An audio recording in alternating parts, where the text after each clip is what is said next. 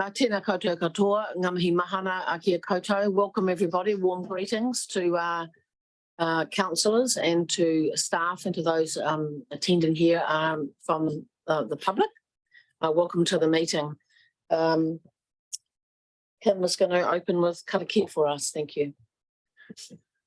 Tuia ki runga, tuia ki raro, tuia ki roto, tuia ki waho, tuia tato te tangata, ki te kaupapa o te hui nei, ki te kaupapa o te rangi nei, mōri ora, kia tato katoa. Kia ora, thank you. I'd just like to acknowledge board member Grant Knowles over here from Mohua, Golden Bay. Thank you, and it's great to have you at the table with us. We've got a Zoom meeting happening, and just acknowledging those that are on Zoom. And I see that board member David Armstrong is there too. And we have media in the room from Waimea Weekly. No sign of Catherine. I imagine she might pop in up there.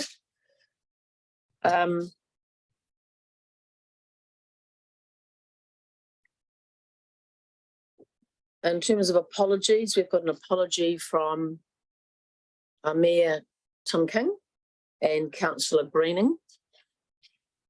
If somebody's happy to move the apologies, Councillor Walker and a seconder. Thank you. Councillor Murray. All those in favour, please say aye. Aye. Against, carried. Thank you. And we have one speaker registered for public forum, Gillian Bishop from TET. Gillian's not here. Oh, there you are. I thought it was you. I was looking at you thinking it was you, and you didn't move. And I thought, oh, have I got this wrong? But do come up, Gillian. Come up to the table, and I just encourage you to bring the mic close to you. Press the button so the red light comes on, and then just bring it in a bit closer. Thank you. Thanks for coming in. It's good to see you again. And you know the drill. We've got 5 minutes. Yep. Thank you. Thank you. Tēnā koutou katoa, ko Gillian Bishop, Tapu Rinua. I'm chair of Tasman Environmental Trust. So is that good? Yeah. I just wanted to tell you a little bit about Tasman Environmental Trust work on cat management with our Live and Let Live project in relation to your consideration of the report on proposed cat management changes in the district. TET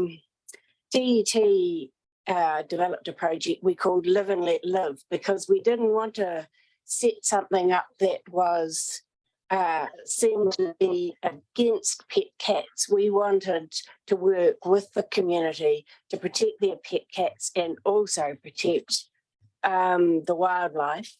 And we were particularly focused on the Waimea Inlet because that's where we were working at the time. So that was 2016. And we were trapping stoats and rats and so forth around the Waimea Inlet at the time as part of the Battle for the Banded Rail project. And we had trail cameras, particularly around the Pearl Creek area, looking at what was happening around our traps to make sure that they were operating effectively. And what we saw was cats prowling around the traps. They didn't go in the traps, so they didn't get caught, but they were clearly present in the environment where we were working. So we developed a project. At the time, Wellington City Council was doing a lot of work on cats, and so we aligned our work with the research that they were doing. We had a little bit of research with putting tracking devices on cats, and we looked at their roaming patterns. There was a big variability. Some cats didn't venture much further than the couch and the fridge. Other cats roamed a lot. 3 kilometres in range. So we knew what the the variability was. We developed a risk management plan, a trapping plan, and a community engagement plan. We also consulted local vets and the SPCA, and we held a public meeting prior to commencing our feral cat trapping project. We were all prepared for community resistance, but actually the feedback at the public meeting was, do more. So when we commenced, we visited all the households in the target area within a kilometre radius of where our traps were set, advised the residents of what we were planning to do, offered microchipping for any cats that they had that weren't microchipped, and gave them the dates of the trapping so they could keep their cats indoors at night. And there was also the opportunity to tell them about the importance of keeping their cat indoors at night, not only to avoid being trapped, but also to reduce the risk of predation on bird life. We provided any households that had an unmicrochipped cat with a voucher for microchipping and registration, and Town and Country Vets and the Vet Centre Richmond provided the microchipping at no cost. So, and that was taken up by quite a few. We've been doing this project every year since.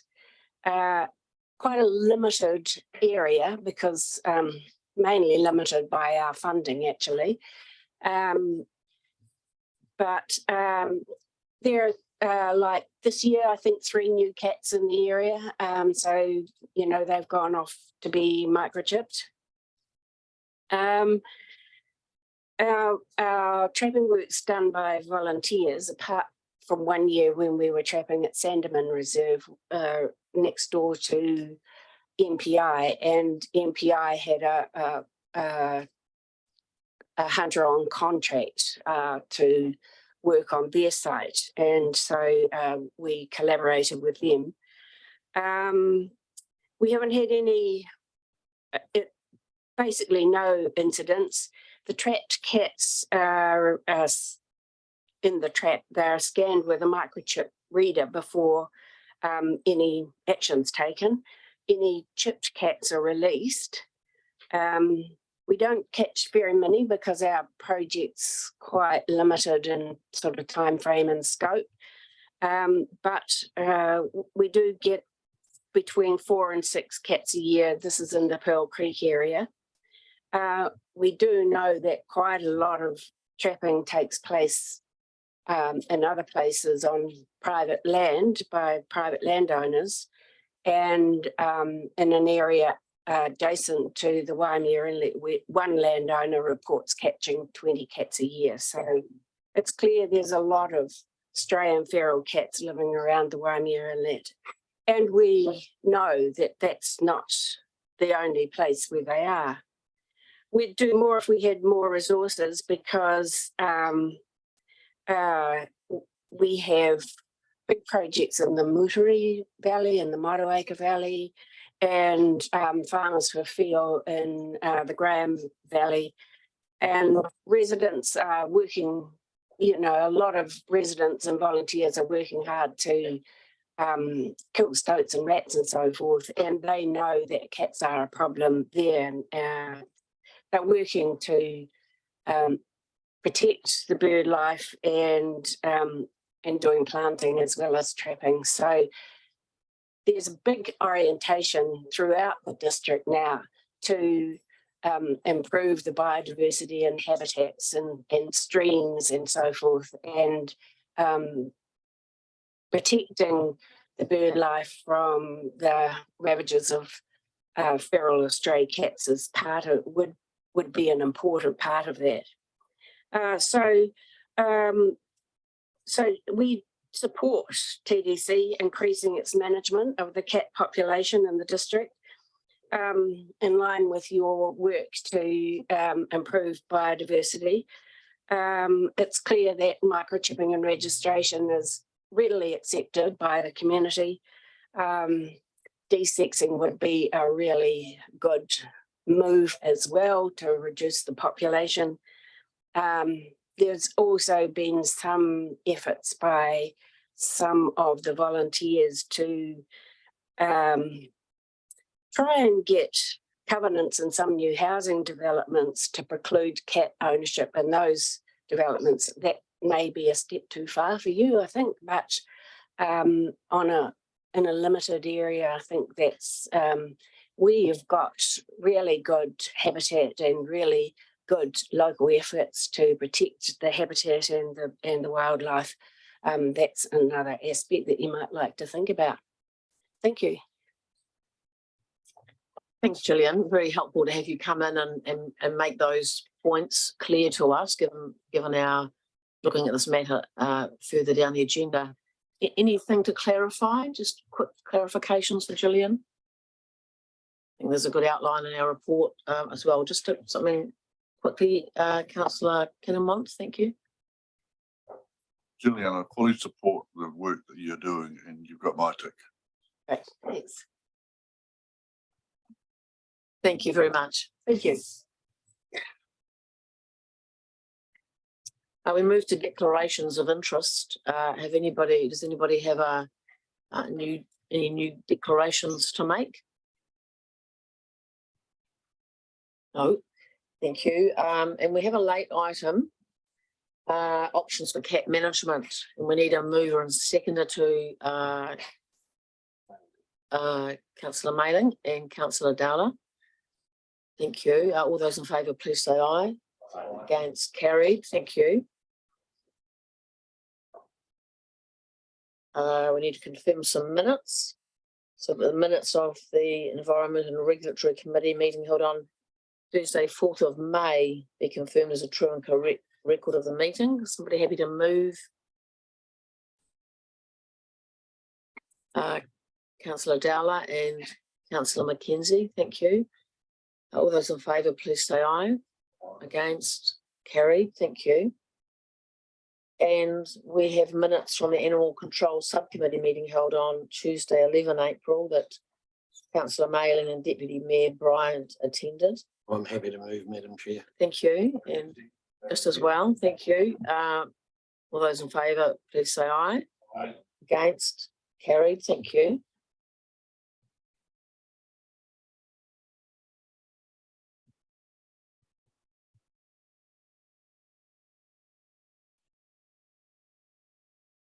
So we'll head now to Group Manager Kim Drummond's report. That's the order. Oh yeah. This is slight change to the agenda order. Okay. So this is the correct order. Okay. Over to you for your report. Thank you, Kim. Yes, thank you, Chair. I'm happy to take my report as tabled and read and able to answer any questions that councillors may have.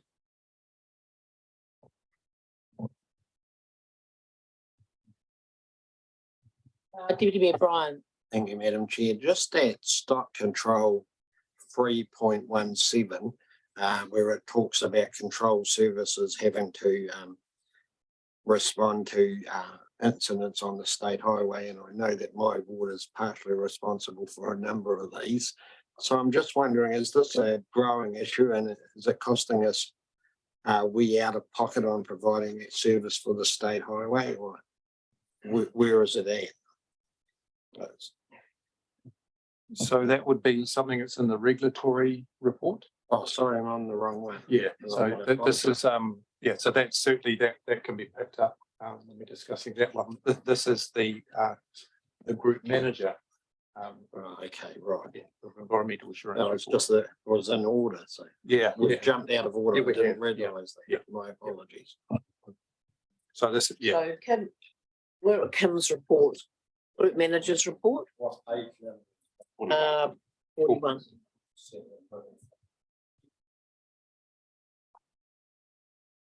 Councillor Maru. Thank you, Madam Chair. I just it's in reference to 3.12. I'm just unclear in terms of the emergency action plan. Is there just a brief sort of overview in terms of the area and the what is that? And actually, I understand it's a mass evacuation plan, but I just broadly speaking, what areas does it cover? What does it account for? And is council aware of it? It's just 3.12, yes, yeah. Oh, sorry, yes, the Waimea Dam emergency action plan.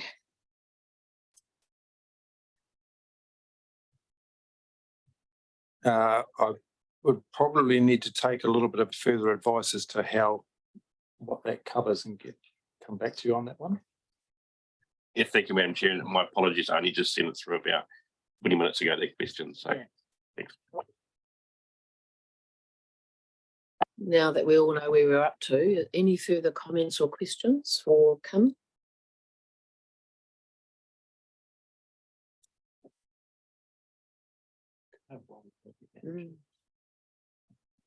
Thank you, Madam Chair. The other one relates to the proposed changes to the building levy. So from item number 4 in the report.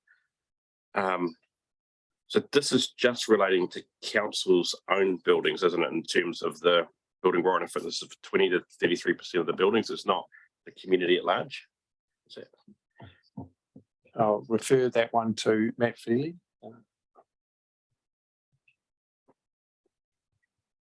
Morning, through the chair. Okay. That's just all building consents. That's a levy on all building consents that come through. Yeah.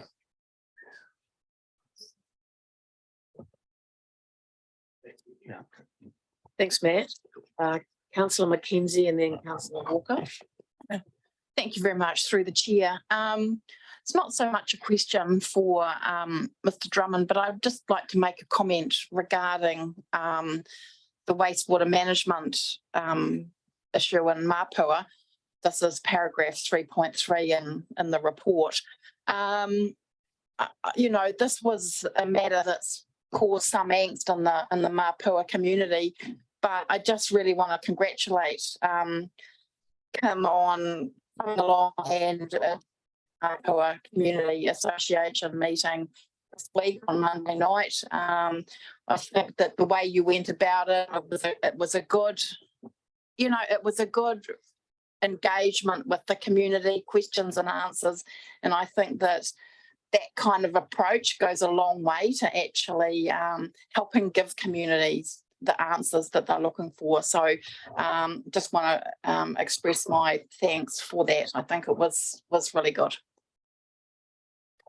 Thank you. I was going to do something similar, and I think in terms of Jan having come and presented here and raised some what was significant concerns for him and some in the community, I think there was a very full response from Mike Schroer as well written, and then to have you and Mike go along. I think it's good when we have a very clear rounding out of things that have been presented, and I think there's a greater understanding of what the essence of that issue was around whether you consent something that's not permitted, which is a complex matter. So I agree. Thank you, Councillor. Councillor Walker. Thank you, and through you, Madam Chair. I'm looking at the dog bylaw review and bullet point 3.19, and you stipulate the groups that council would go out and have some starting consultation with. Being that there was a staff member, Councillor Ellis, and I attended the Little Blue Penguins event on Monday night at Little Kaiteria, I think it would be really important to add that group onto our list of those we consult with. Thanks. Adrian? Yeah, they are on our list. If you come to the mic, sorry, just so those on Zoom can hear. Yeah. They are on our list, and I'm in frequent contact with Linda Evans, who's their chairperson. Lovely, thank you. Noted here, I think, around adding to that list. Councillor Deputy Mayor Bryan. Thank you, Madam Chair. Just in relation to that one, I take it it seems to be a full review. We did do a partial review for Golden Bay out of sync with the timeline. So is this a review for the whole district, including Golden Bay, or Golden Bay, because their bylaw was reviewed more recently, will they be excluded from this? My understanding of that one through the chair is that it is a full review, but I'll take advice from Adrian if there's anything different to that. It's a review of the entire bylaw. Right, so that will include all the Golden Bay review and what was reviewed more recently. Yeah. Excellent, thank you. Any other questions or comments for Kim in his report? I'm happy to move, Madam Chair. Oh, thank you. Councillor Walker? Yeah, sorry. Just if I may, through you, Madam Chair, the update on the building warrant of fitnesses. We talk about the horrific incident that happened at Loafers Lodge in Wellington, and I guess as a councillor, I'm really concerned about some of the state of the housing that we provide, not necessarily us as Tasman District Council, but as in New Zealand in whole. And I'd like to know what we as a council are doing to mitigate as much risk as possible so that we would never have such an event happen. And my question to our staff is how many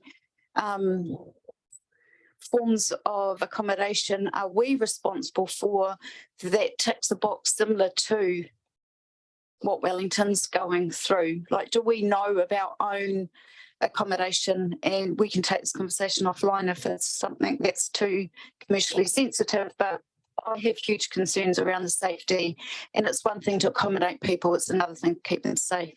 Could I have some feedback at some point, please? Well, it's something you can contribute now, Matt. It is helpful if we can email ahead of time to get full responses, but I'm sure there's something you can contribute now. Thank you. Through the chair. Yeah, so the only way we can make sure they're kept safe is by doing these audits that, so we're looking at getting more staff at present to get up to that 20 to 33% of audits that NB recommend. So just working on that. So we are concentrating on the sleeping accommodation, backpackers, that type of thing. So motels, so all the high risk areas. So yeah. Do we have any idea of what numbers of those kind of accommodations TDC currently have? No, I could it's probably at a guess it's probably around 100 that would have a building warrant of fitness. So it's just auditing them, and it's quite a slow process to go through them all because if we find non-compliances, it just takes a while to just tidy them up a bit. So yeah, there's a few out there. So for any more detail, it might be helpful to I can get some numbers. email something through outlining what specifically, any more detail that you might want. Yeah. Okay, thank you. Is someone happy to second the report? I thank to Councillor Mackenzie.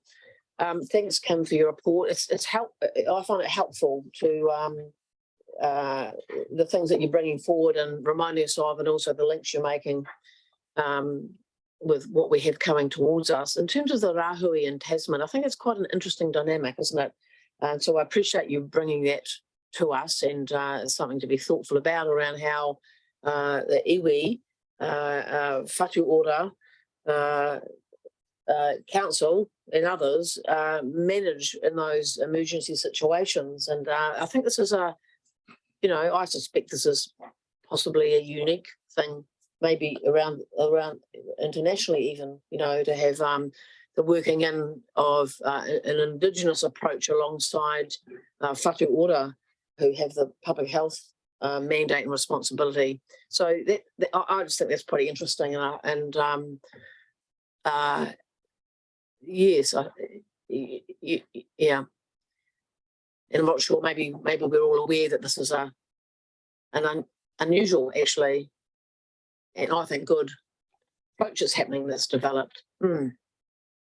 And of course, you have to mention the Pakawai seawall, and people are very happy out there that finally that's been completed. So huge, long process there that's involved a lot of work from a lot of people, and it wasn't very easy.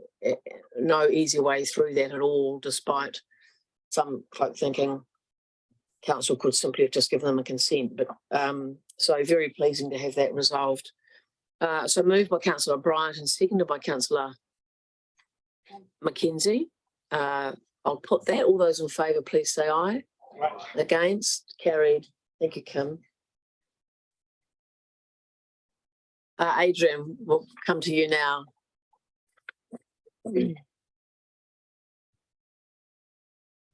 Tātou katoa, Madam Chair.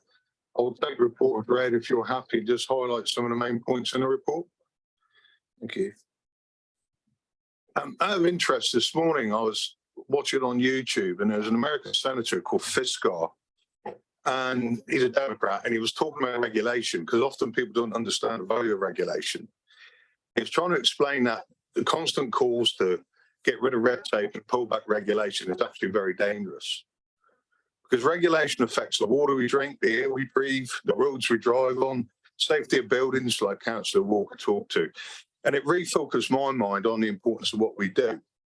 So with your permission, I'll send you a link after this meeting for you to look at that presentation. It's quite an interesting one. But now down to little old Tasman District Council. So this is the 6 months up to March the 31st. And I just want to go through some of the main points that the regulatory team have been dealing with. One sad point, we had a traffic warden seriously assaulted in Motueka. It was an older lady who was attacked from behind and beaten to the ground.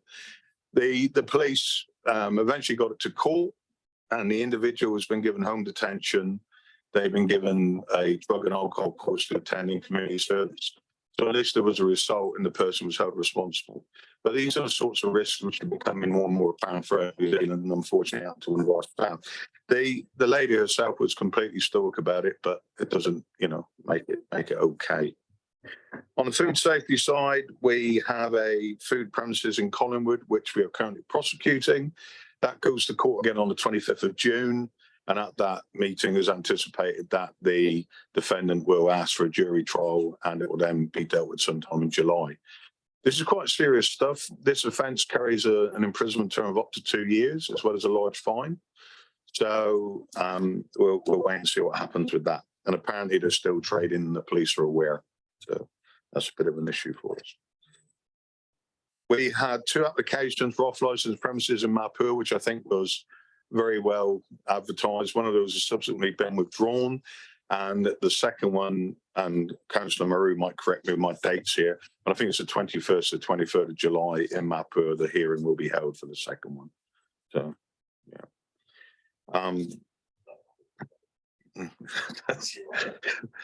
We've had a drop in noise complaints, which is nice, by 17%. And it doesn't sound a lot, but we deal with 550 odd noise complaints every 6 months. So 17% of that's quite a lot of 70 odd complaints.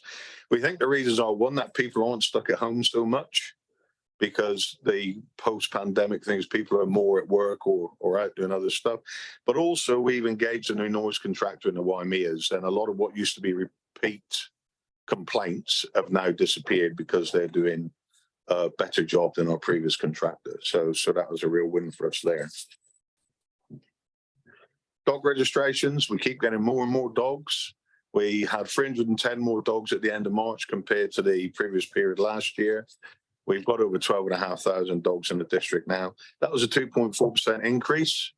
One of the cool things, which I've not actually mentioned in my report, the census people were going around and they asked us if we could give them a list of all the houses where dangerous dogs live. And we said, well, we can't really do that because of privacy, but more importantly, you should treat every dog as dangerous. So why don't we train your staff on how to approach dogs? Some of them took up the offer, but only in leaflet form. They didn't want to come and be trained, but we offered them that. But what we also did, we visited every premises we knew or every house we knew where a dangerous dog was registered. And we made sure that they were complying with the rules. In some cases they weren't, so we took action against them. In some cases we found out the dogs had died or moved on. So it was a really healthy exercise. And we actually got a letter of thanks from the census people saying, thank you very much for protecting our staff, which I thought was really cool. We've got a prosecution going to court, first call on the 25th of June. 2 defendants, a particularly nasty dog, which like to chew on people visiting their property, legitimately tradesmen. 2 people got quite seriously injured by the dog. The owner then led us on a merry trail, tells the dog had been euthanized, he was in North Island, etc., etc., etc. But and we are prosecuting him. He's already in prison, but his partner's getting prosecuted as well. So that's quite a serious case for us, which we're going to court very soon, but it started back in February. Deputy Mayor Bryant mentioned stock control. About 50% of the stock control incidents we get called out to are on the state highway, and that is about 8 or 9 a month. So it's not an infrequent occurrence. Often we have good connections with local farmers, and we'll phone up and say, look, there's some sheep on the highway near your place. Can you go out and grab them or whatever? Because the pure size of the district makes it impractical for us to get somebody there quickly. But in a lot of cases, our guys have to attend. I have been talking to NZTA. You might have noticed on television at the moment, they've got a Stop on Roads campaign. And I've talked to their general manager here just last week again, and he's looking into how we could probably improve that service. But he said nationwide, it tends to be done by the local authorities. I said, yeah, but it's being done at the cost of the ratepayer. And also, it's not necessarily the best way of doing it. So we're trying to work out a way in which we can maybe make it more efficient here. I don't have a silver bullet, and I don't think he does either, but we are turning our mind to it and trying to find better solutions. Parking, we've got a lot more money coming to the parking account because people are out and about again and parking over time or in the wrong places. We will see a slight dip in income because of the pandemic and the fact that we rolled back parking rules for that unless people were parking. But we had quite a healthy income from parking this year. The issue is that some of the money we get coming back through the court can be as old as 2004. When they picked up a few dollars here and there from people. So it's a bit of a sausage factory. Rumour has it they're going to change the parking fines. So you'll pay more than $12 if you're parked for less than half an hour over time, but we'll see. But I don't think it'll be particularly popular. One thing which reared its ugly head at the start of the year is people using false license plates, sticking labels saying word like private where their license plate should be. And also putting a little declaration that they are removed from the laws of New Zealand in the window of their car. Unfortunately, they're not. And in the 1974 Local Government Act, there is actually a provision for us to remove their cars from the road at their cost when we find them. And we've been doing that recently to good effect. And funny enough, less and less of these cars are appearing on our roads. So something's happened there. It's an unfortunate indictment on some people who feel that they're above the law, but we're dealing with it as best we can. Freedom camping's been relatively quiet again this year. I think a lot of that's down to the fact that the people who use a lot of the itinerant workers are now allowing them to stay on their land because it's so difficult to get staff. So a lot of the people who are fruit pickers or whatever aren't having to go out into the public roads and be perceived as a problem to us. Also, we've been working with DIA on the new freedom camping legislation where they want to bump up fines and better define rules relating to freedom camping. I think there's some good stuff in there and some stuff which isn't so good, but we'll see what they come out with the actual bill when we can submit. And then on to Dan Kearney's Harbour Master report. It's a bit of a opus diem, there's a bit of a tome, but I'll pick the important stuff out there because our master team do a fantastic job, as I'm sure you're aware. Our big shiny orange boat Sentinel is 7 years old. Every time I see it, it's still well maintained. I'm amazed how old it is. But we put some new engines on it this year, and it's still going very well for us. There were some concerns about the weight of the boat, but we've dealt with those, and it was more of a paperwork problem than a real problem, but we've dealt with those so that we make sure our guys are safe. We took the last of the seasonal buoys out of the water 2 weeks ago. There's 230 of them, and it's quite an undertaking, but then we'll start putting them out again at the start of summer. Councillor Kinnamuff asked about the community engagement and in particular the Clued Up Kids events. Now, the Harbour Master team work very closely with all the maritime events in the district, about a dozen of them in total. And that's everything from Wakahama up to powerboat racing to classic boats. And we act either as a safety boat or we work with them on actually making it a safe an event. And it's really good work by our teams.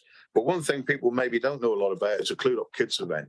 And every year about 700 school children get put through a group of activities. It'll be dog safety, police, fire, cycle safety and maritime safety. And the kids are year 5 and 6 normally. And they pick up all safety tips about wearing life belts, wearing seat belts in cars, in fire and everything else. And it's a real fantastic way to get kids into thinking about their safety very early on. And it always gets really, really good feedback. And this year it's in Motueka, and we've got 700 kids actually coming through already, booked into that.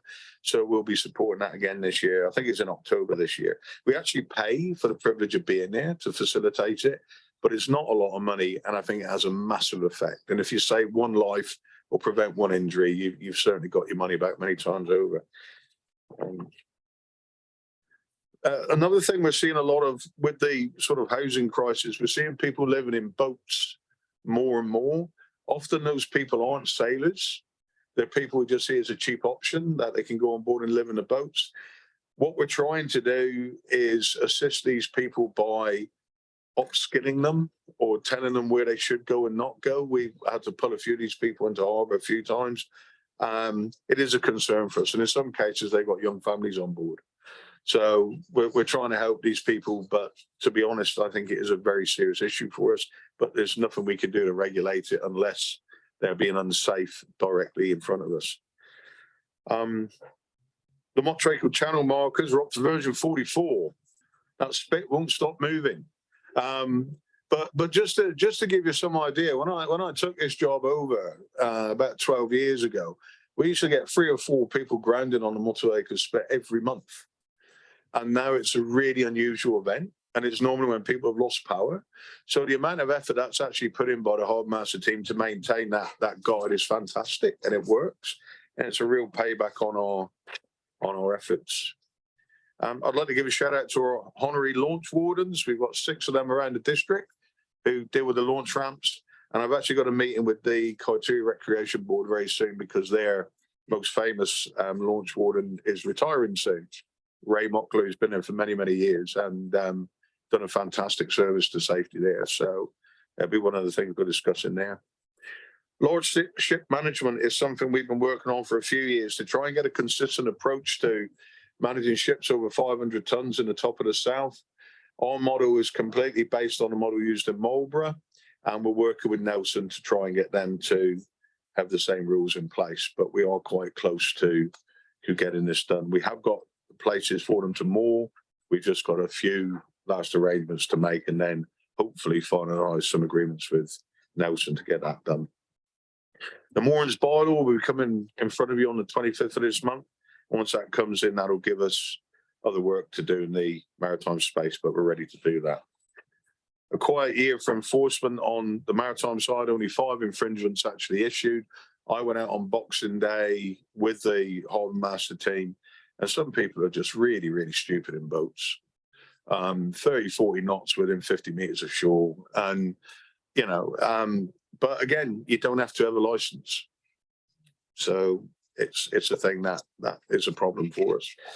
And finally, I've just put a mention there, regional spill response. We maintain a team of about 20 people in the region, of which 8 come from this council, and some of us are on the national response team as well. Most recently caught out on the Sheeling thing, just waiting for that, but we weren't deployed, thankfully. But so in conclusion, as always, we've had a busy 6 months. We're doing the best we can. I think generally we do pretty well. And the staff seem to be doing it quite happily because we don't lose too many of them. But I'm happy to answer any questions, Madam Chair. Thank you, Adrian. Very good report. There's such a range of things, matters that you and your team and staff are dealing with, really. And having the level of detail about various things is certainly very helpful for me to appreciate just what you're across, really. Yeah. Just a quick question from me around the Collingwood business that's still operating. What's that is then just a police matter? Yeah, police have got the ability, if they wish, to go and shut them down. We've raised the prosecution. We can tell them to stop operating, but physically we can't physically go in and pull them up. So it would be the police would actually have to. Okay, thank you. Councillor Mayling and Councillor Butler. Thank you, Madam Chair, and thank you, Adrian, for your report, and to your harbour staff, particularly when I go out from Motueka. It's a real snakes and ladders. It's not a straight way up from there. You have to follow the buoys, and it certainly makes it a lot safer. But in particular, I want to ask you about the regulatory compliance staff, and has the use of body cameras made an improvement? Because we're certainly seeing, I think throughout New Zealand, more confrontation when people are facing some form of regulation or enforcement act. For you, Madam Chair, I'm a massive fan of body cameras. We've been using them within our team in various parts of our team for about 4 years now. I insist that all of my staff wear them, although sometimes they have a dead battery or whatever else is an excuse. The advantage of body cameras is it gives us true record of any meeting. We've all witnessed people making claims about our staff doing stuff, but if you've got a video footage showing that what actually happened is there, it kills those arguments very quickly. It's also a safety issue. Most people tend to behave better if they know they're being recorded. And also it's a protection for the individual who's being interviewed by the staff member or visited by the staff member. All police in the UK use them.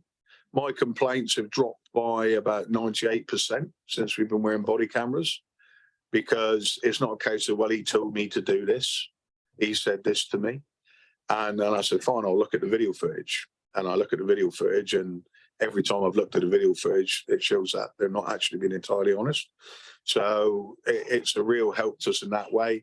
Obviously, if we need evidence in court, the courts love video footage because the camera never lies. It's not an objective view, it's an actual view. We can see what's going on. So I would advocate the more use of people engage with members of the public who are threatening, violent, that sort of thing, definitely wear them. I think the 3 occasions I'm aware with staff have had serious threats made against them in the last 6 months, none of the staff had cameras on at that time. And so had they had them on, I doubt the threats would have been made, or we'd have at least had a record if they were. Thank you. Councillor Butler, then Councillor Maru. Thank you, Chair. I've got a couple of questions, Adrian. The first is just about oil spill at Port Tarakoe. Could you just give an update about where we're situated with that? So Port Tarakoe, as far as I understand, are going to be purchasing their own oil spill equipment, which is the requirement for Tier 1 response. So a fair bit there. I've got a meeting with MPD about their fuel bells are there, because they're required to hold equipment as well to stop their fuel getting into the water. So once I've had that meeting with them, we can get that defined as well. But Port Tarakoe as a private entity have to have their own oil spill kit. We will respond as a regional team to what they call a Tier 2 spill, which is one that's too big for the operator to actually manage themselves. So originally we were going to get stuff from Maritime New Zealand to put there, but when they realised we had no oil spill staff on call in that area, they said actually it's a private enterprise, they should be buying their own stuff. And I understand that that is what's happening through property. Which it's not a private enterprise, I mean, it's a council. Yeah, but Maritime New Zealand run oil spill response in New Zealand. We just provide bodies to it. So they would see that as a private port operator. Okay, thank you. So my other question is about noise control in Golden Bay. So what I'm just not sure what the setup is there for compliance for noise control. So if somebody in a remote place like right out at Puponga, which is where it's been raised for me, you know, if there's a party all night out there with a lot of duff music and that kind of thing, and what which happens out, you know, what happens if they call noise control at 3 a.m? Is there anyone to go, and are we able to provide a response to that? Through you, Madam Chair. Yeah, we have noise control in Golden Bay. We have a former councillor, actually, Councillor Sangster, who does it most of the time. He's our noise control officer there, working for Control Services. He's been out of the game recently following an operation, so they had to temporary cover.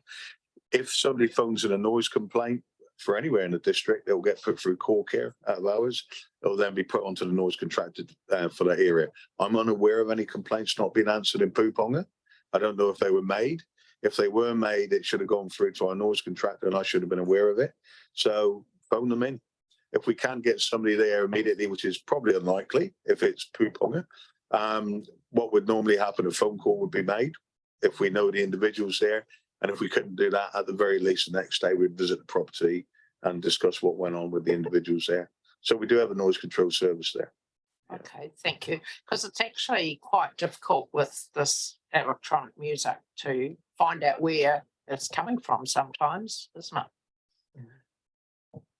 Anyway, thanks very much. Thank you. Councillor Maru, then Councillor Walker. Thank you, Madam Chair. And just for clarity, Mr. Humphries, Nelson Holdings Limited application for liquor license hearing is 18th to the 21st. 18th to the 21st. I At Hills apologise. Community Church. I got the date as I was leaving my office, Madam Chair. I apologise for giving you a wrong date. Thank you.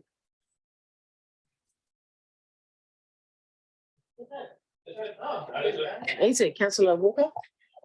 Yeah, thank you through Madam Chair. I might take up Councillor Murray's question then. So I have 3 points. The first one is with regards to that horrific serious assault on a parking warden in Motueka. Do council go through a process of making sure there's nothing that we need to do to change best practice to keep our wardens safe? Do you want all 3 questions now, Chair, or do you want them individual? Maybe one at a time, just so Adrian can give a response. Yeah. So once the actual assault occurred, obviously we talked to the manager of that individual and we talked about what happened. Again, she was just going around doing her job in the car park and somebody attacked her from behind. She wasn't doing it at a late hour. She wasn't doing it in a secluded area. It's just the individual who assaulted her was somebody who had issues and attacked her. So our traffic wardens are aware of the risks. Thankfully, that's the first serious assault we've ever had. We have had threats before. But yeah, so we do look into it. And we also look at the victim support of the individual who was attacked. And she was a South African lady and incredibly tough and said, no, it's all right, it's one of those things that happen. But we said, no, we can't just treat it like that. We've got to do something about it. So we do support the staff members who've been or a contractor in this case who've been assaulted very much and look at what could do better. Cool, thank you for that. So my next one is around the Freedom Camping 3.23, and there was a suggestion that council may wish to consider working with other agencies around the homelessness. Do you know if that has gone any further? Thank you. Well, it's a suggestion to this committee. It's extremely difficult. As you know, homeless people are a problem which is only getting worse. I put it in the report just to make councillors aware that with our normal patrolling, we find more and more people living in cars. We had a meeting with tenancy services from MBIE last week who deal with landlords and their responsibilities. And they are very happy to work with us to assist where they come across problems such as that. But a lot of these problems are just people literally having nowhere to go. And they're not freedom campers. No. They're people who have nowhere to go. And the first time I experienced it personally was about 5 years ago in Motueka, where there's a young woman with 3 children under the age of 4. And her husband had just been released from prison, beaten her up and bled him, so she drove away. And she was reported to us as a freedom camper. Obviously, she wasn't a freedom camper. And we link people up where we can to agencies such as the Sallies. But I don't know what council can do. It's not really in my remit. I just wanted to flag it to councillors in case you had any ideas about how we could move this forward and do some support to the genuine and homeless people we meet. So I guess my response to that is, there an appetite in this room and can we workshop it, please?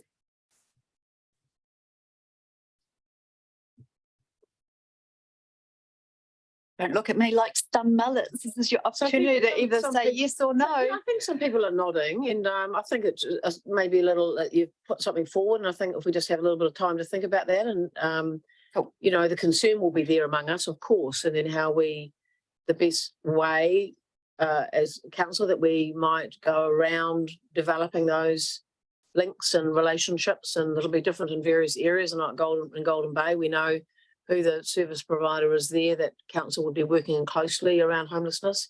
So yeah, your request is noted, and we'll just work out a way to best approach how we discuss this. Awesome, thank you. And my very last question, if I may, You may. is around the derelict boats. Mhm. And do we budget on, sorry, obviously I need to go and take a hospital phone call. Do we budget around the fact that we have derelict boats and we have to remove them? What is the costing and what is that implicating on TDC? Obviously, there's an implication if you leave them there because they're not safe, but I note that it comes up in your report and I just wonder financially, where does that leave us and the boat owner or not? Yeah, how we, Yeah, if sure. we're able to identify the ownership and if we can, does the bill go to them? Yeah, for you, Madam Chair, we do try to reclaim any money we can from owners of boats. There's a couple of issues there. Quite often we don't know who owns the boat. They've just left it and ran away from it. They've had the great idea of having a sailing boat and then the reality strikes home. We do often find out who does own it, but we then find out quite often they're dead or they don't live here anymore and nobody knows where they are. So we do on some occasions recoup costs. Sadly, very often there is no value in the vessels whatsoever. We might get an engine out of one or a propeller out of one, which will repay some of the costs, but then we do wear the costs as part of our harbour master function. It's not ideal. The alternative is letting these boats get decay, break down, cause different issues with maritime safety by leaking oil, engine fluid, or just breaking up in the area they're in. So it's a legacy left to us by some people. But if we know who owns it, we do pursue them for the cost and we do try to get money out of them if we can. Thanks, Adrian. Is there a stage thing here where it becomes a derelict boat? If we back up the truck a bit, is there a point at which we're thinking, oh, that's looking like it's going to head to be a derelict boat? Because there's sort of, there must be signals around. So we'll contact the owner if we know. Yeah. There's a good example in Mapo at the moment. There's a boat moored there which has been moored there for about 8 years, never moved, but the person does own it. And they do maintain it, but sometimes it gets, in trouble and we have to phone them up. But we do contact the owners if we know, say, look, this is boat derelict, you need to remove it. And sometimes people do. They'll take it out of the water and deal to it. If we get no response or we can't find the individuals, we put a notice on it. We have to wait 28 days. After 28 days, we have to put a note to the newspaper saying that this boat, we consider it to be a wreck unless somebody contacts us within this amount of time. And then if anyone contacts us, then we'll take action to remove the vessel. But they're not good boats. No. Yeah, I was just thinking about if there's a point at which you sort of think that that could head that way, I suppose, but that might be a bit tricky. Kim, you've got something you'd like to? Okay, thank you. Councillor Shellcrass and Councillor Kinnamon. Yeah, thanks, Adrian, for the report.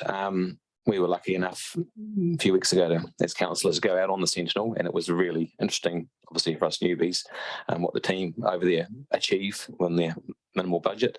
I think this clued up kids, it's amazing, 600 kids.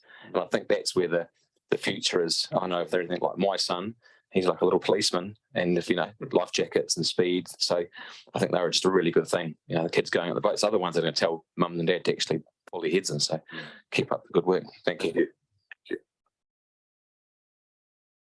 Councillor Kinnamon. And then Councillor McKenzie. Through you, Madam Chair, Ms. Humphries, once again, an excellent report. And I do like the way you produce your report. It's very engaging. Leading on from Councillor Mailing's inquiry about body cameras, do we require body cameras on our contractors for the noise control? Because effectively we delegate that out to them. So do they have body cameras? Yeah, we do request that they wear body cameras. In fact, we require them to wear body cameras in a contract. Yeah. The problem is with that is at 3 o'clock in the morning, you can't guarantee that somebody's wearing a body camera. But if there is an incident, we can then ask for the footage. To my knowledge, we've not had an incident yet where we've not received footage when we've needed it. So I'm assuming that they are being quite diligent with that. Thank you. And finally, Councillor McKenzie. And we're looking for a mover and seconder here too. Thank you. Happy to second if Councillor Mailing's moved the report. Just a quick question on stock control. So we talk in the report that half the call outs are on state highways, and we're in discussions with Waka Kotahi.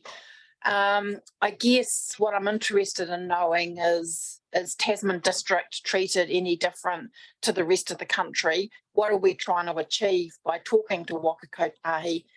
And then if, is this a bigger issue that needs to be elevated through LGNZ or so what are we attempting to achieve?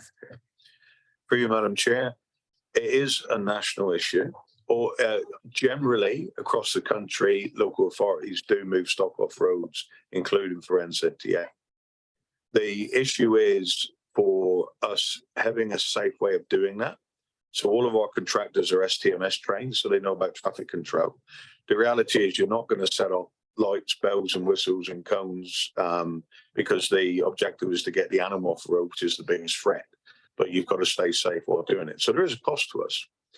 There's also, we have a very limited budget for stock control. We get about $10,000 a year. And a lot of the slack is picked up by the fact that they'll combine other work with dealing with the stock at the same time, be it dogs or other stuff.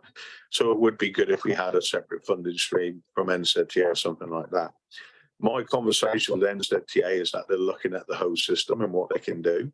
It's possible that they may look at having some form of arrangement in remote places, for example, Murchison. If we had an issue in Murchison, we couldn't get somebody there for at least an hour and a half. So we rely on local contacts with farmers at the moment, but it's possible that they may look at putting a contract in place with individuals in those sorts of areas for that road. But again, that's NZTA decision to make. So we're at the embryonic stage of our discussions with them. It works reasonably well. But I think it's something that we do need to take apart and look at and see if we can do it better. And if NZTA can take responsibility in some way to support the function. They are not pushing back against it at all. They're saying we know there's an issue and so they're working with us, not against us. So I don't want to sound as if I'm begging NZTA. Quite the opposite. They want to be involved. They want to come up with a better solution. So what we're trying to do is keep people safe through controlling stock. And we want to try and get the stock off the road as quickly as possible at as limited cost as possible for council. Okay, I'll leave it there. Because I still am thinking whether this is something that Tasman could pursue that actually might, help there to be a national approach. But that's possible. Yeah. Thank you, Councillor. Thanks, Adrian.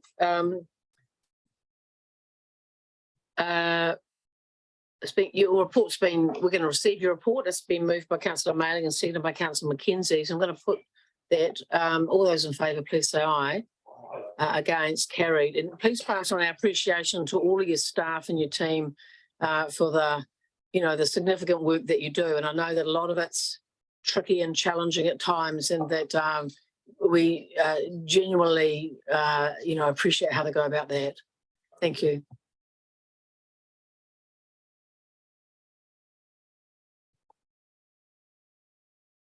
Kim. Thank you, Chair. So what we just heard from Adrian, who's talked about half of the work that happens inside his team, and there's reporting lines for the other part of this work. And this committee, being the Environment and Regulatory Committee, has quite a broad remit, and by and large, Steve and myself are responsible for the staff that contribute to the areas of your interest. But we've heard now from the regulatory part of this, of this joined up approach.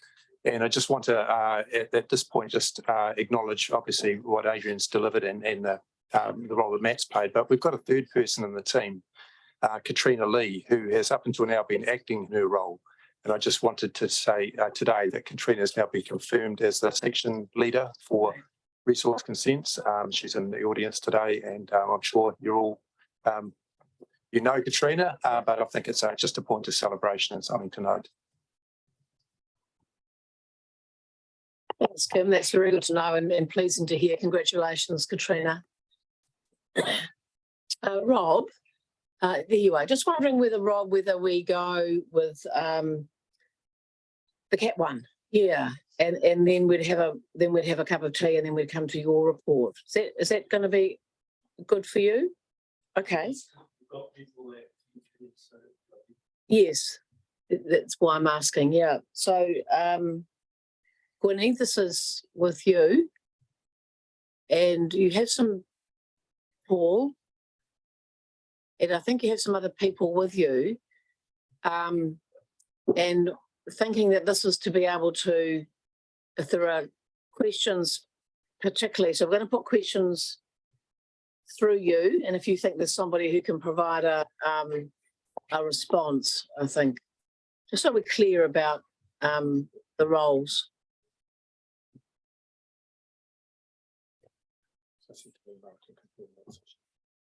Thank you. Thank you. If you don't mind, I'll just introduce who we have here at the table so everyone knows. I'm going to give a wee introduction and then Paul's going to launch into the main part of the report as he is the expert around this. Sitting at the table here, we have Julie Jane. At the end, she is the Nelson Centre Manager for the SPCA. And online, hopefully, we also have Christine Sumner, who's the Science Officer for the SPCA, and potentially Jessica, is she on there? Okay, so Christine's on there. And also Todd Field, who is a veterinarian for Town and Country Vets.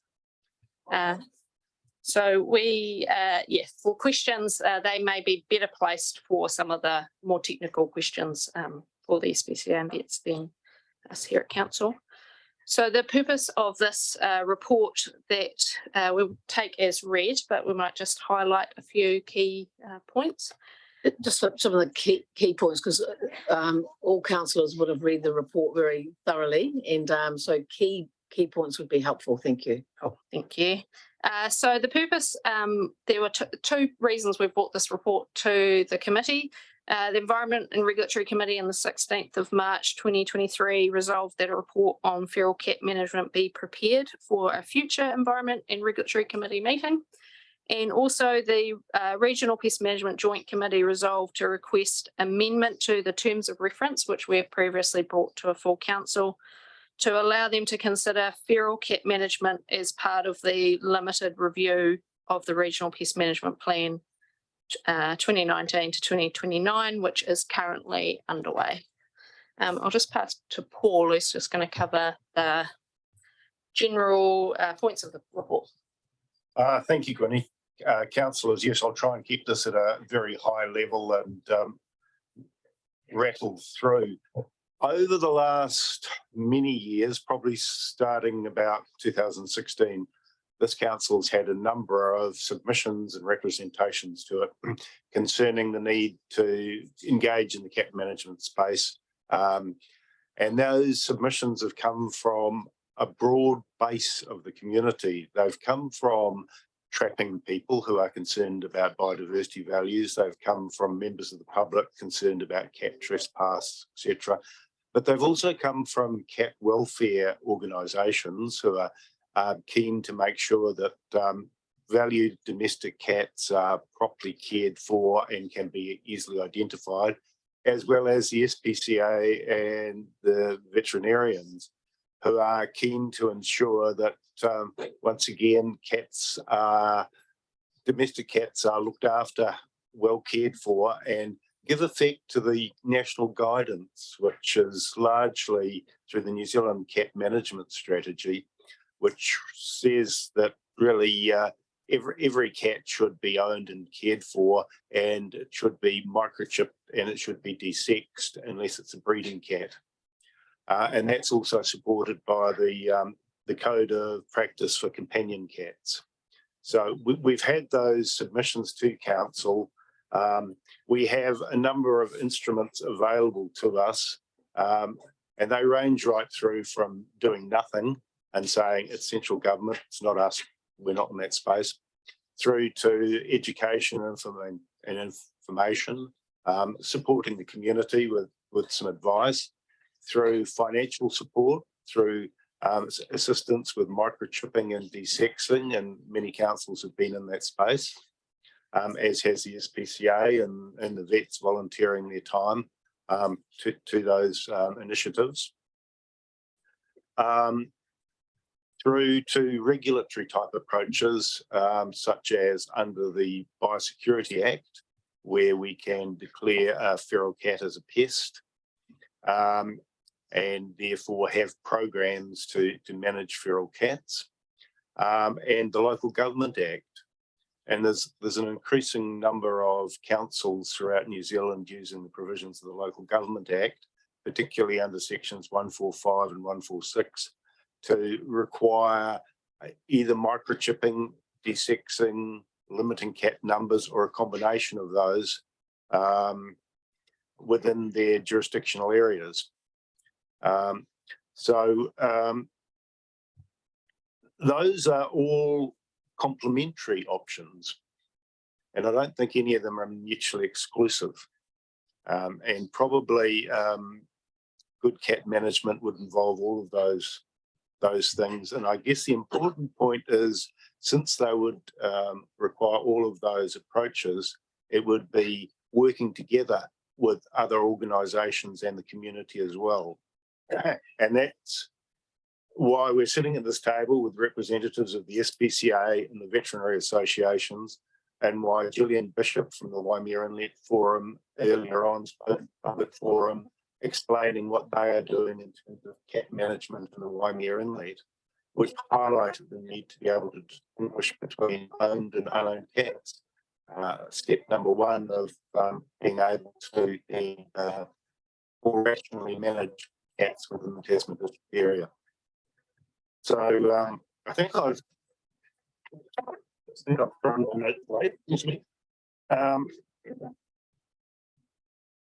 think I've covered a lot of what I was going to say. Just let's look at what the names are. So we're talking about wider local government within New Zealand. This early date council that introduced bylaws that I touched on right in the Local Government Act. Most regional councils have some provisions under their biosecurity legislation for feral cats. Earlier this month, I went to a workshop at Nelson City Council on cat management. That Mayor of Nelson, Mayor Smith, chaired that workshop, and he was quite careful to ensure that the councillors that were present gave an indication of where they sat on the continuum from do nothing through to a combined approach, including regulation. And the vast majority of councillors supported the combined approach, including some regulation. And also members of the veterinary practices and the SPCA spoke at that workshop. So I understand that Mayor Smith will be reporting to full Nelson Council in the beginning of July the findings or outcomes of that workshop, and as I understand it, recommending that Nelson and Tasman work together on a combined approach. And I've already covered this. The SPCA and vets are here, so I won't speak on their behalf, but welcome to you. Thanks, Paul. We might go to councillors that have something to ask or make some comment on here. They may draw out further information. Councillor McKenzie. Yes, through the chair. Great to see you back here, Paul, talking about cats again. I guess when we last discussed the idea of a bylaw around this council table, I don't recall a discussion at the time around having it as part of the regional pest management strategy. But so I just want to check with you that, you know, your paper recommends that we include cats in the review of the RPMS, and that you're going to bring a bylaw back. So is this the best and fastest way to achieve what we want to achieve with regards to feral cats? They're two separate instruments, Councillor. One's through the Local Government Act, one's through the Biosecurity Act. But as I was alluding to before, they are a complementary approach, because the bylaw approach allows you to place requirements on animals through the Local Government Act, and that can include microchipping of cats. So that's step one. You've got a way of saying this is an owned cat, and we can find out who owns it, and we can manage this cat. A non-microchipped cat, then the question mark hangs. What other indications are that this is an owned cat, because it's not microchipped and we can't immediately make that call. So in my view, they're complementary. It's not the only way you could do it. And I believe Auckland, and Gwynny could speak to this better than I could, I believe Auckland have included the microchipping within their regional pest management plan under the Biosecurity Act provisions. I'm not too familiar with that. I can talk to that briefly. So Auckland have, who are also unitary, so we have watched what they have done. They have included the definition as an unowned cat within their regional pest management plan, and then the definition of an unowned cat is that it is, or the opposite of that, an owned cat is microchipped, registered and desexed, and therefore if it is unowned, it is not microchipped, registered and desexed. So it's another way of achieving the same definition. Okay, thank you. Just through the chair, I mean, you know, I'm very supportive of what you're recommending here. I don't know if I said that I'm happy to move it. Maybe I did. Thank you. And when you next come back, I mean, you know, I feel as though there needs to be an app on your phone that you can actually read the microchip via an app. So it would be good to know what's happening in that technology space, because I think that's going to be the subject of a discussion. Yes, Councillor, I think it is a difficult space, and we could do with some more tools in that regard. We purchased a large microchip reader for the Tasman Environmental Trust work in the Waimea, which assisted. But obviously, if you trap a cat in a metal cage and try and read a microchip, you've effectively got what they call a Faraday cage, and you can't read the chip. So the cat has to be transferred into a different environment in order to read those chips. It is not straightforward. Thank you.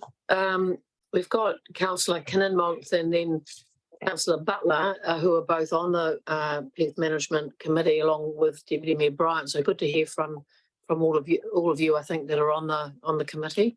So Kinninmonth, Councillor Kinninmonth next, and then Councillor Butler, and I think Councillor Malling, you waving. Yep, thank you. Thank you through the chair, Paul and team. Good to see you here. Likewise, I was also at the Nelson City Council workshop, and there seems a positive agreement, positive vibe around the chamber, that there was a general agreement that yes, something has to be done. I've previously been involved with microchipping of animals. There has been some issues with reading the chips, or the chips moving around in the back of the neck, and I presume that software and that is now sorted out. So that's one question. Second one was that your report doesn't really mention how the rest of New Zealand, Aotea New Zealand, is dealing with this same issue. And it'd be nice to hear what other regional authorities are doing as well. So that's the second question. Through the chair, do you mind if Christine Sumner, who's online, answers the first question? Yes, that'd be great. Can you hear us there, Christine? Hi, yeah, hi everybody, I can hear you. I think I don't have control over turning my camera on, so apologies for that. But I can talk. Yeah, so currently 4 other local councils have requirements for desexing and microchipping. Most are by when a cat turns 6 months old, 1 is 4 months old. And then 2 additional councils have a standalone microchipping requirement. And about 20 councils have limits on how many cats can be at live on a property. So this is about what we're seeing right now across the country. In terms of non-regulatory tools, and a lot of this comes out of when a bylaw process has been deemed to not be the way forward, but there's appetite to do something. You see things popping up, such as having a regular meetings between council people and important local stakeholders to move forward working together on promoting things like responsible cat ownership. And that would include desexing, microchipping, and to a lesser extent, keeping cats at home, because that's a far different topic to tackle. But microchipping and desexing seems to be quite the lower hanging fruit, where there's quite a bit of agreement amongst different groups. You also have non-regulatory tools that would provide incentives or help support local people with getting their cats desexed and microchipped. So this could be the promotion of programs such as ours. Our Snip and Chip program is where we offer subsidized desexing and microchipping through local vets. And we have some councils that actively fund Snip and Chips in their community. We definitely have councils that help promote it, because that's important too. And that tends to be, or another thing that we have worked with local councils on is improving their communication of what responsible cat ownership is. So you'll see websites. I don't know if we've seen social media yet, but that could be another outlet. So just even getting those communications around what we think, expectations around what these things are. Thank you.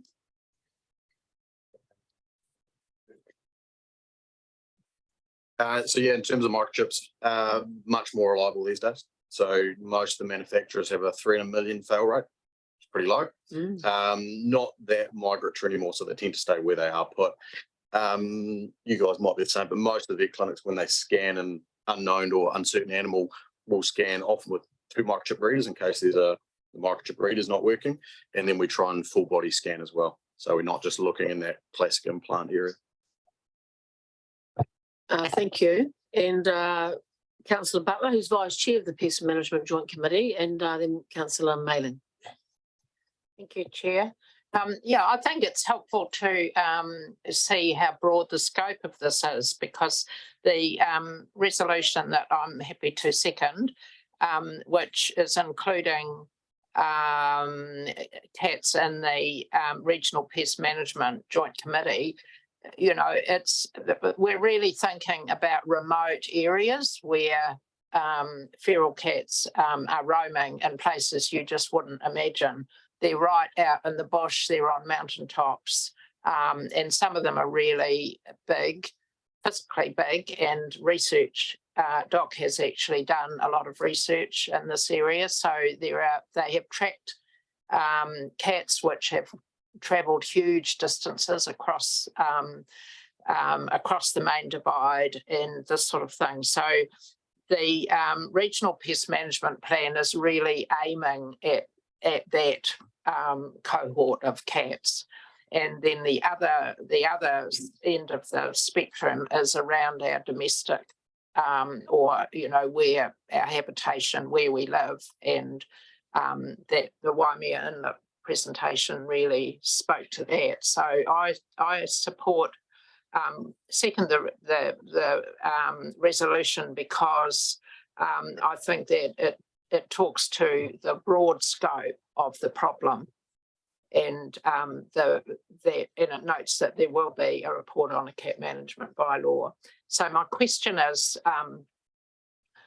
when we had this discussion last time about the cat management bylaw, and we decided to not vote for it, but there was talk, and instead we would go down the line of education. And I'm just wondering whether or not that has borne any fruit, because I think, we need to reference what we're thinking about now to actually what the outcome was of that decision at that time in 2020, and whether or not you think that that actually did improve matters at all. Sure who to direct that question to, whether or not maybe SPCA. So that was before my time, but I can tell you what we get a lot of in Tasman at the moment. We get a lot of multi-cat properties where cats are being fed and then not desexed. We have properties with 15 to 30 cats on them. And so for me, that feels like maybe that is demonstrating that education is not being tackled, and they can either be social or unsocial, or perceived to be owned or not perceived to be owned. And this is that grey area where you move from feral through to companion animal. So we see a lot of that in Motueka, in the valleys and what have you, and that's a real challenge for us. So I don't know if that quite answers your question, but we get a lot of those inquiries. Thank you.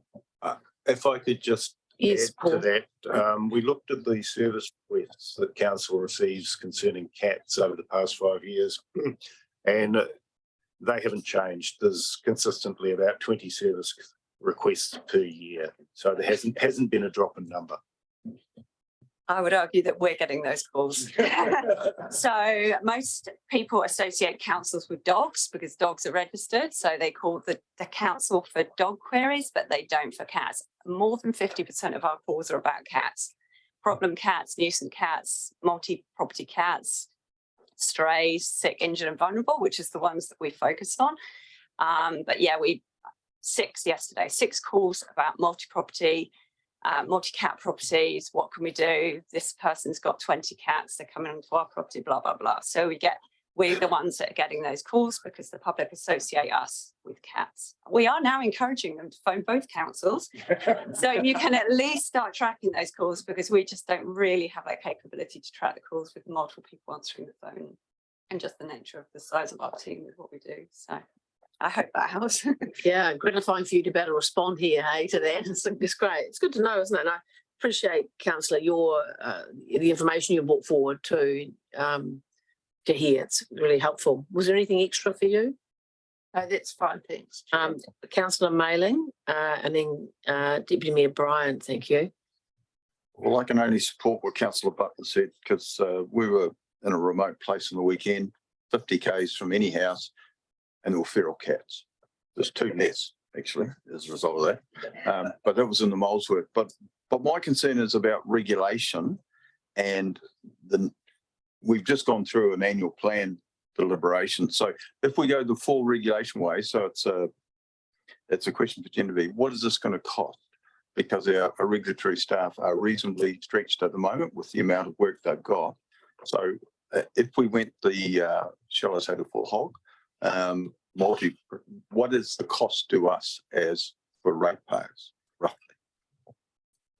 So for the regional pest management plan, so both the bylaw and the regional pest management plan, in terms of development of those, we currently have that in the budget to be able to develop those bylaws. Our intention in terms of regulating the bylaw option, if we were to bring in microchipping, would be a more sort of soft approach. So we would be relying on the likes of SPCA and vets to enforce that as animals come through their facilities. But we don't at this stage intend, and we don't see that necessarily around the country, the enforcement in terms of cat ranges or cat pounds. That's certainly not our intention. To bring that in, we would want to be working within our current budget and our current staffing to introduce a soft kind of approach. Not sure if that's, is there anything you'd like to add to that? That'd be helpful. Yep. Christine, you're online. Yeah, hi, I got my camera working. What was the question? I think it was about the cost of enforcement. Yes, please, around the way that other councils are enforcing. Yeah. And just to be clear, we don't take an approach where we would enforce a bylaw. SPCA is not in that position. We certainly don't want to come off as people not bringing their cats into our care because they'd be worried that maybe they haven't microchipped. And these are real concerns that are expressed to us. This is a new thing for a lot of people. So we have to kind of think through how it's perceived. And what we don't want to do is portray this as a barrier to accessing the care we may be able to provide. What we do see in terms of enforcement, I do know up in Whangarei, part of passing their bylaw was to fund a officer in the community that the title is, I think, education and compliance. And this person comes from a rescue background. So I don't think it's seen as enforcement strong arm, but more that softer approach, like physically helping people make appointments to get their cats desexed. If someone needs help transporting their cat to get it desexed and microchipped, these are real barriers in people's lives. So that enforcement is a much softer. How do you actually maybe break down some of these barriers that we know exist with people meeting the requirements under the bylaw? Other ways, I think I'm not too sure what other councils are doing in terms of actually enforcing, other than a compliance officer. Thank you. Deputy Mayor Bryant, and then Councillor Walker, and then finally Councillor Shellcross, and we'll put the resolution then. Thank you, Madam Chair. Firstly, I just wondered if I could ask a question of Todd in relation to both feral and domestic cats and the spread of disease to livestock and humans, particularly in relation to Campylobacter and E. coli. Are you seeing any more spread of that disease with the increasing feral cats throughout the district? And it's probably a bit of a loaded question because I'm aware that our sheep numbers are declining, but I'm just wondering what your thoughts are, what you're seeing as a practice. Yeah, I think in terms of E. coli, it's pretty ubiquitous anyway in most species, so not really. Probably the one that is talked about a lot in the cat management document is toxoplasmosis, which certainly has a much bigger impact on a variety of species. Livestock, sheep and all those sort of things. So does that include cattle? Yeah, cattle. Yeah. So, and vaccination is a big part of that.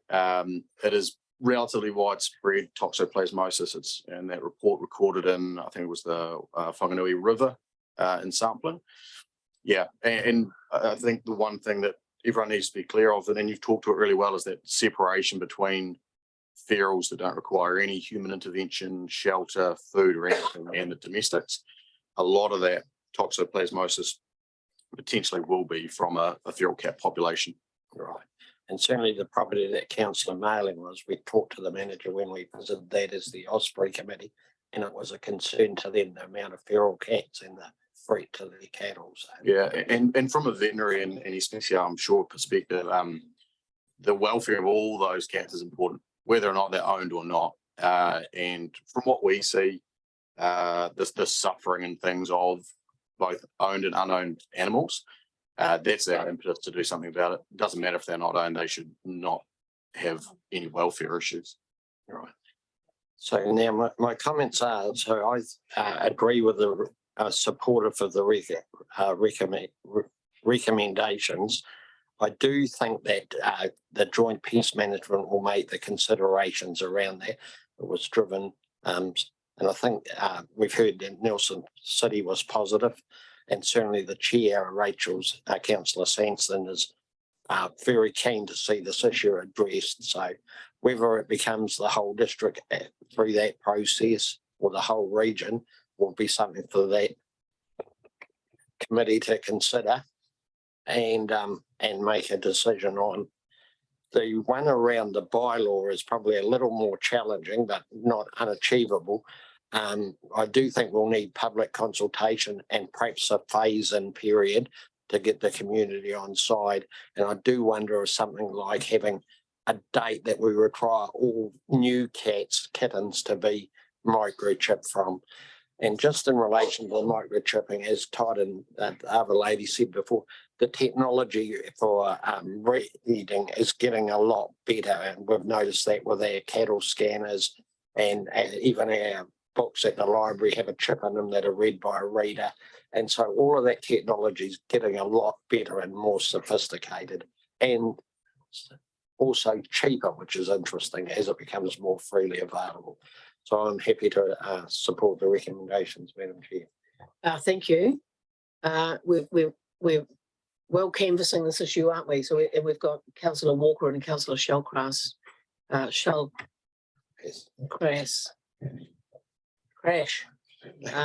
So can't, but yeah. Thank you, through Chair. Quite an emotive topic, really. I totally get the feral cats part. And I would have liked to have understood a bit more about the 20 odd service requests that have come through. Because without that content, I struggle to comprehend what, where those gaps are and what the concerns are. But I sit here gobsmacked as to how far this conversation has gone. The fact that we've got five amazing people and the resources that this has cost so far over cats, while we have homeless people still. I hear what Christine from the SPCA said about the not enforcing, and I listened to what Councillor Mailing says about the regulation of it, and that we've just gone out and we've done submissions on our annual plan, and we know how much our community is hurting and the feedback we've heard, how many people are marginalised. I get, and I'll declare I'm a cat owner. I was a dog owner as well until not long ago. I understand, I hear you, and I understand the importance of four-legged furry friends as family members and the comfort they bring. So I sit here going, I do not support the any bylaw around an owned cat, but I do acknowledge that feral cats need and should be addressed. So that's my take. Thank you. My one question would be, could we have had some feedback on what our service requests actually are around? What is the nature of them? Thanks. Yeah, just very briefly, I think would be great. Yes, very briefly. So the majority of our service requests are related to feral cats being spotted. So usually around Rabbit Island and various other locations. So it's usually someone concerned about a feral cat and the impact on biodiversity, primarily coming to council.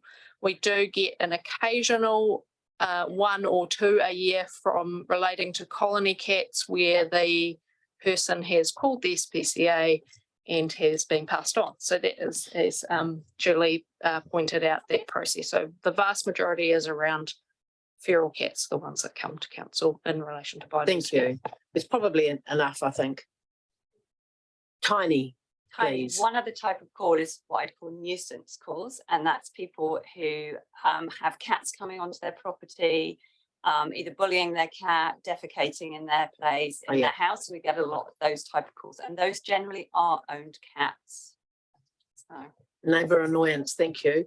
Last question, thank you. Yeah, previous cat owner, current dog owner, not for any reason. But that was an animal, bit of an animal activist too.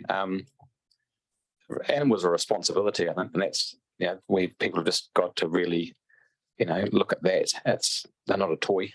So I think there's a certain amount of responsibility comes a certain amount of cost and responsibility that for the animal. So just on the probably more of a numbers thing, I'm looking at the dogs. Current registered dogs is like 12,000-ish. I can imagine there's a lot more people with cats than dogs. We're talking probably 3-4 times. I'd imagine, and it's just like I say, it's quite a massive beast. But yeah, I'm all about de-sexing. I think is one of the most important things to me. It's just getting the numbers down and responsibility. So yeah, it's how you do that, I suppose. Cost and people engaging in it. Thank you. Pardon? If there's something that hasn't been spoken to already, we've been going quite a long time with this, and if it's something important, if we can get brief response, because we've got a 12:30 finish today, we've still got a couple of reports to do. Thank you. Thank you, through you, Chair. I'm just curious. I'm loath to add more regulation to something if it's actually going to make a difference. I'm curious, we've talked about, there seem to be two issues. So we have the feral cats and the domestic cats. I'm interested, you might be best to answer this as vet or the SPCA.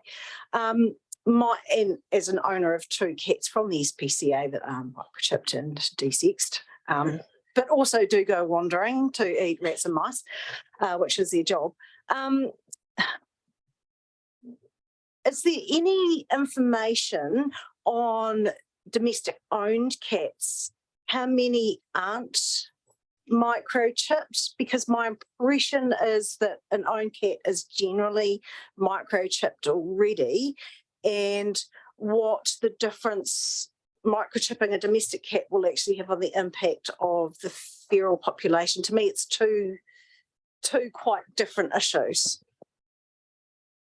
Yeah, so I've been involved in this process for about 7 years, and talking previously about the costs involved. 7 years is a long time. Something could have been done 7 years ago. We're talking about the same things now as we did back then. In terms, early in that process, we did a canvassing across the vet clinics locally of registered cats and how many of them were microchipped.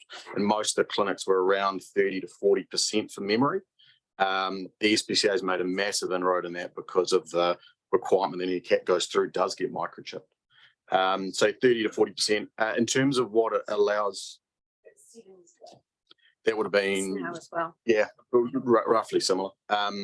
In terms of what that allows us to do, the biggest issue we see as a vet clinic and the SPCA will be similar is if we get an injured animal or an issue with an animal that's brought in and it's not microchipped, we don't know if it's owned, if it's not. We know from some data previously that 70% of cats brought in as, quote, stray are owned, and puts us in a really difficult position as what we can do because we're very limited under the Animal Welfare Act as to what we do next. So it won't make a difference to the feral cat population because they're completely independent of needing humans, but for the stray and domestic, absolutely huge difference.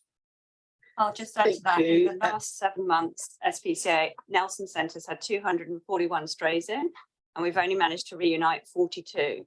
So that's 17%, and that's because they're microchipped. It's very unusual when we get a stray and they're actually microchipped. And so that makes a big difference, again, being able to reunite the animal, but also accountability if the animal's sick, there's all sorts of implications around that. Thank you. I'm going to bring the discussion to a close. It's been very fulsome, hasn't it?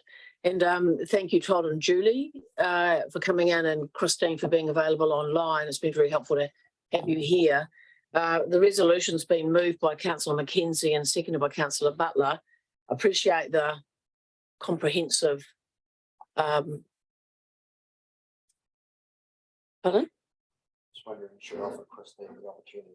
Oh, rights of reply exist. Surely not. Would you like a right of reply?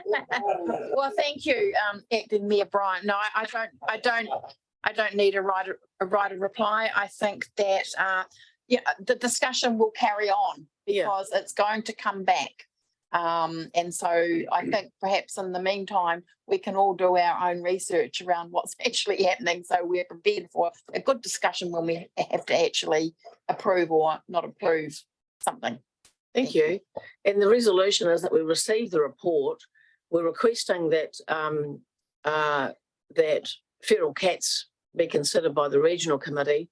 We're noting that staff will bring a subsequent report to council to consider a cat bylaw, and that only full council can adopt. So that's what we're doing here today. All those in favour, please say aye. Against? Carried. Thank you. Thank you very much. We're going to take a 10-minute break now, and when we come back, we'll have Rob's report and Merca's presentation. Thank you.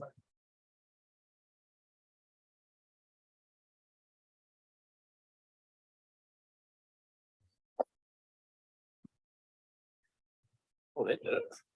I was only forceful on the second time around because you hadn't heard the first one. It's a bit like seeing a couple down the beach, isn't it? And one of them's going quite loudly at the other, and you think afterwards, oh, they're deaf. but it seems a bit rude, but actually they're not being rude at all. They just can't hear. But people only hear the fourth time. They're going, hokey pokey, please. I heard the first time, Madam Chair. Thank you. It's like tangent there to ice creams. Not sure how that happened. Sorry. Thank you, Rob. Welcome. And you've got a number of staff here with you. Thank you. All right, kia ora, tanakwa everyone. I guess on ice cream, so I'm the nice dessert that you get at the after, you know, all the regulatory and the tough stuff on the cats. So I'll take the report as read, if that's okay, please. And there's just a couple of things I wanted to point out. The first one was right off the top of my head that's not in the report, and I just wanted to say thank you. I know Councillor Hill and Butler and Community Board member Knowles were at the Rivercare meeting yesterday. These meetings are really important for our community. They can get a little bit contentious sometimes, and having the sage heads in the room makes a big difference. So I just wanted to say thank you to the council and community for stepping up there. There's a couple of things to note on the report, and I know you'll have questions about sea level rise and land management. So at the end of me talking, Alistair can answer the sea level rise, the Cherokee questions. He's the technical expert there, and Merkel has 3 slides to talk about catchment management, because that's the big push we're doing at the moment. While we don't do much work in the capital, I just need to let you know that the Challies, I've said we're about to put the toilet block in at Challies. That's been delayed, unfortunately, so that'll be September now. That's not ratepayer funded, that's coming out of gravel royalties. The radar that we talk about, so this is us in our civil defence mode.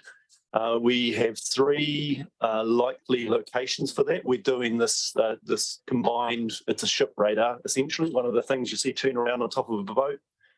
One of the land, there's a group we're talking to at the moment. They will take it to their meeting, I think it's this weekend, as a potential location, and that's an ideal location for us. So staff are working quite actively there. And the big thing there is that's about security for us. We have these warm, low northerlies coming in at us, and they just hit us. They have little thunder cells like Mai Tai, like Waiti, and we just want to catch those out. So we can't stop them, but we can be better prepared for them. So that's happening. And next time I report back, hopefully I'll be able to report where it's going and how it's going to be managed. And there's some really big news here, and I really want to give a shout out to the community. So we had staff going to an evening meeting. We like our staff to go out and talk to optimists and Rotary, and this was a garden club meeting, and one of the people noticed water hyacinth. Now, water hyacinth is a beautiful plant. It's so lovely to look at. It has the most beautiful flowers, but it's one of the most insidious water weeds around the world. It's nasty. It's everywhere, and we really have to stop it. So it's presently only in the Upper North Island at the moment. It would be a disaster if it got into our region. So one of the community, one of the gardening people there saw the plant. They recognised they had it at home. They contacted us straight away. This is something we have to notify MPI, so they were on board with that one. And really, we really have to applaud them. They then chased up, there was one other bit of plant around, they chased it up, which has now been recovered. That's all been managed. And this is really good, because, you know, most people don't like being caught doing something or whatever. So this is something we should celebrate, the fact that our community are really taking charge of that and listen. And it comes on the back of these awareness evenings. So that's a really good save for us. The flip of that really good save is you'll see that the wasps, they are wasp biocontrol agents. This was going to be the one thing that would be so awesome for our community. Unfortunately, both agents have failed to breed successfully. So they'll be going back to England trying to get some more more insects. So hopefully next year we'll have a better story for you. And the last one on that, the biosecurity, today's been a lot about biosecurity, is in the North Island. You might have heard that there's golden clams have been found in the Waikato River. Golden clams is a food source in some locations. How it got here, we don't know. And in the report, I was a little bit, it's coded, I was a little bit disappointed with MPI that they didn't jump straight in, because this will be not a good organism to have in our waterways. But I can say since then, with the Waikato, iwi and regional councils and MPI, they now do have a technical advisory group. They are doing survey. There's a lot of signage going up because we really want to capture this. It might be too late, and it'd be really sad. This thing is a mollusk, so it has spawns. You know that it spawns into the water. You get it on your boots, and suddenly it's in another waterway. But it does go to show that we think whatever we do doesn't really have much of an impact. But like Didymo or rock knot or lake snow, which we now have in our lakes, the actions that we do or the things we do has an impact sometimes. So that whole check, clean and dry, it's a really important message, and it still applies. You notice I did leave out estuary air quality and surface water quality. I'll bring those back next time. And I really want to say that this is sometimes policy gets a bit of a bagging. It's a long, slow process, and sometimes you wonder. But it is so important, and one of the really good policy outcomes of managing fires. So since 2007, when you've sold your house with a non-compliant fire, the new purchaser knows they can't use it, and so we've ramped down the number of old dirty fires out of the Richmond, and it's worked so successfully that 20 years ago when I started, we were getting at least 40 exceedances a winter of air quality. There's no safe level for air quality, but there's been a level set at 50. It's bad for you. It has a bad health impact on us. This year, there's been none so far, and that matches last year. And I thought there might have been one last night, but thankfully there wasn't. So that's a really good outcome of policy, and that was super friendly policy because it cost nobody anything. The purchaser knew that they couldn't use the fire. The seller got to use the fire until they sold. I think that's awesome. That's a really nice, friendly approach for our community. So that was just a shout out for for policy, who don't always get a good shout out. Now, the last one I was going to say is, so I mentioned our nursery, I mentioned our water quality sites and our air quality monitoring site. So our air quality monitoring site, our primary ones in Richmond, we probably will be legislated to have some more in the future. If anybody wants to come and see those, they can just drop me an email. Myself or my team, we're kind of a little bit nerdy. You might see us spotting trains or counting ducks or something.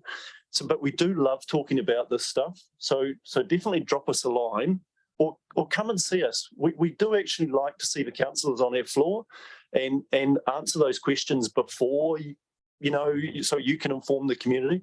So come and see us. We're really happy to take you and show you those things because we're really proud of them, and you've invested in those on behalf of the community. So it's really nice to see what's happening there. So I'll leave it at that, if that's okay. Thanks, Rob. Your reports are, really interesting, and it's similar to Adrian's, showing us the sort of comprehensive range of things that are involved, really. So great report. We've got Councillor Mailing first, and then Councillor Walker, and then Councillor Mackenzie. And we're looking for a mover and seconder to accept the report.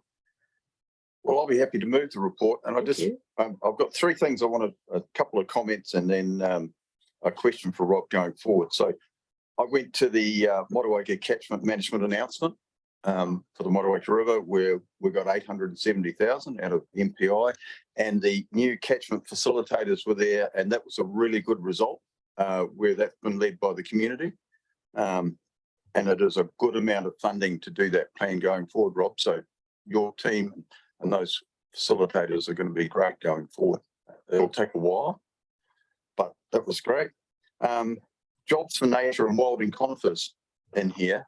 I did get to see that Wednesday, a week ago, because I went up with PF Olsen's. They were taking DOC and MPI up, and the amount of coverage that they've done in the Richmond ranges right over to Wairoa Valley and down to the lake is just amazing. And I've got some photos that I've given to Robin that shows you wouldn't get me hanging out the end of a helicopter on a harness spraying, but that's what they were doing, and we got to see it. But what I was concerned about was the ongoing of that, because there's been a huge amount of money spent right throughout the country on wilding conifers, and will there be a maintenance program going forward? Because that's going to be the key. The big amount of money has been spent. Have you heard anything from MPI whether there will be going forward? Because I think that's going to be really important, because otherwise we would have wasted a lot of money because the seed is in the ground. Yeah, through the chair, yes, I'm really pleased you got to see that, because it is an insidious problem. It's also an old problem, and what's been recognised here is that previously the state did a lot of this promoting planting, and now, so particularly with the Douglas and the contorta, they've got out of control, and we really have to manage them. 40 years ago, I was surveying wildings in Canterbury as a nerdy student, and yeah, look what happened down there in Castle Hill. What I can say is, unfortunately, the funding for us next year has been reduced, but it's still there. We have a little bit of carryover so this is MPI funded, and we're wrapped that we've been able to bring this in. And this is because we already had a group working across the top of the south, Te Taiuhu, with DOC, with industry, and with iwi and councils. So we expect to have an ongoing program. We are actively trying to make sure the government's aware that there's a need to carry on. There will be a legacy that's outside of that, and that's something with the RPMP in the discussion. So the Regional Pest Management Plan, as we come back to that, that's one of the issues we want to bring up in there on wilding conifers. They're not in our plan at the moment, and that will be a friendly approach. We don't want to stop. Pine trees are awesome. We need pine trees, but it's how we manage those and how we manage those marginal issues with our new crops going in as well. So that's what we want to do through the Regional Pest Management Plan. So it's kind of eyes open as people are doing things. We have the legacy, and we are nervous that if we don't keep funding up nationally, that we have an issue with that legacy, because as you say, the seed survives. So yeah, we have staff. We've still got a couple of years of the existing program going, and we'd like to think that after next year's dip, it might come back again, because there has been a lot of money invested, and we don't want to see that go back. It's like we mentioned in here about the weeds and wetlands as well, and that's a little plug for wetlands, and we're doing stuff in there.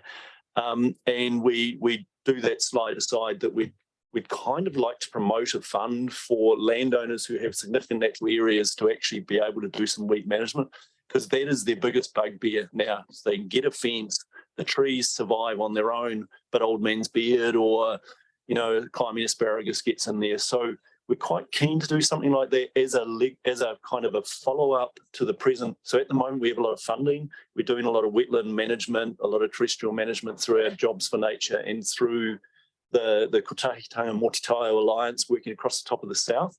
There's 6 million going into weed management there. So we're looking towards the future, the so what, just to make sure we don't go backwards. And maintenance is normally much more affordable once you've knocked down the issue. So that's part of the RPMP work, and also through the LTP. Yeah. Thank you, Councillor. Councillor Walker and then Councillor Mackenzie, and we're looking for a seconder. Yeah, thank you, through you, Madam Chair, and happy to second. Yes, Rob, thank you for a wonderful report. Councillor Mayling brought up about the Mott catchment and that wonderful amount of money that we have there. Does that get reported back to us? That's my first question. Yeah, I guess through the chair, actually, we just need to clarify. So the Motueka catchment money that the launch was, so they're a whole separate group. So they set themselves up and they've done really well. And that's an awesome outcome. So that's a community group getting money themselves, a little bit like TET and Mountains to the Sea Trust. They also got money. Iwi got 24 million across New Zealand out of that fund. Regional Council's got 15 million out of that fund. So there was a lot of money put out into that fund.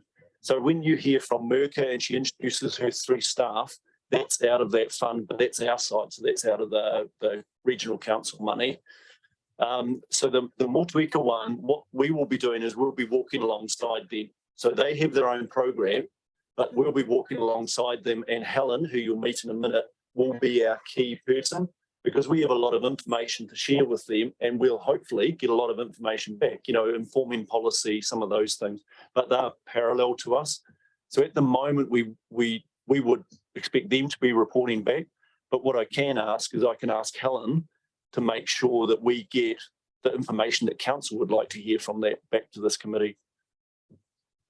Yeah, that would be my request if that was possible. Thanks. And my other question is, so at a meeting at Kaiteri on Monday night, a gentleman approached me and wanted to know what our maintenance program is on Old Man's Bed, because it's kind of poking its nose up all over the place, particularly around Motueka, even just down the road from council building. So wondering, do we have a maintenance program? Where are we up to with that? Thanks. Through the chairs. Sorry. Old Man's Beard, isn't it? You know, you just love, who was David Bellamy jumping out of the bush saying Old Man's Beard must go. Unfortunately, we then waited 20 years before we tried to do something. We have, and that's a really cool story. We do have a Old Man's Beard mite, which we are cultivating in the Motueka catchment at the moment, trying to get it to breed up. The trouble is we have a whole lot of native clematis as well, and we have some other commercial crops which are the same family. So there is a biocontrol that would nail it really fast, but we would also lose our natives. So we end up having to get something that's not quite so aggressive and is much more specific to Old Man's Beard. So we have that as a background kind of job. Around the edge of the essentially the halo to Able Tasman, there's work going on there with Project Divine, and that's coming out of Yen soon. And Gwynnie will report back on that on her the pest management operation plan when she reports back on that. So Old Man's Beard, would love to say more is happening. It's an insidious problem. You can see it tracking up the hill in Takaka. Essentially, I guess the biggest input at the moment around there is the work that Project Divine is doing. And we also support Project Divine. They've been delivering really successfully for us. No silver bullet, unfortunately, sorry. Thank you. We could do with a few silver bullets, could have been in a range of ways. I just want to remind everybody that this meeting is finishing at 12:30, and then we've got a 1 o'clock workshop, and we're going to hear from Alistair and Merca at some point in this. So just wanting us all to take some responsibility for timing as well. We've got Councillor Mackenzie, Butler, Maru and Kinnamont. Thanks. Right, I'll be very quick. I think you know, we can say and ask what we need and get a response, but succinct. Thank you. Councillor Hill's trying to say that I should stop waffling on.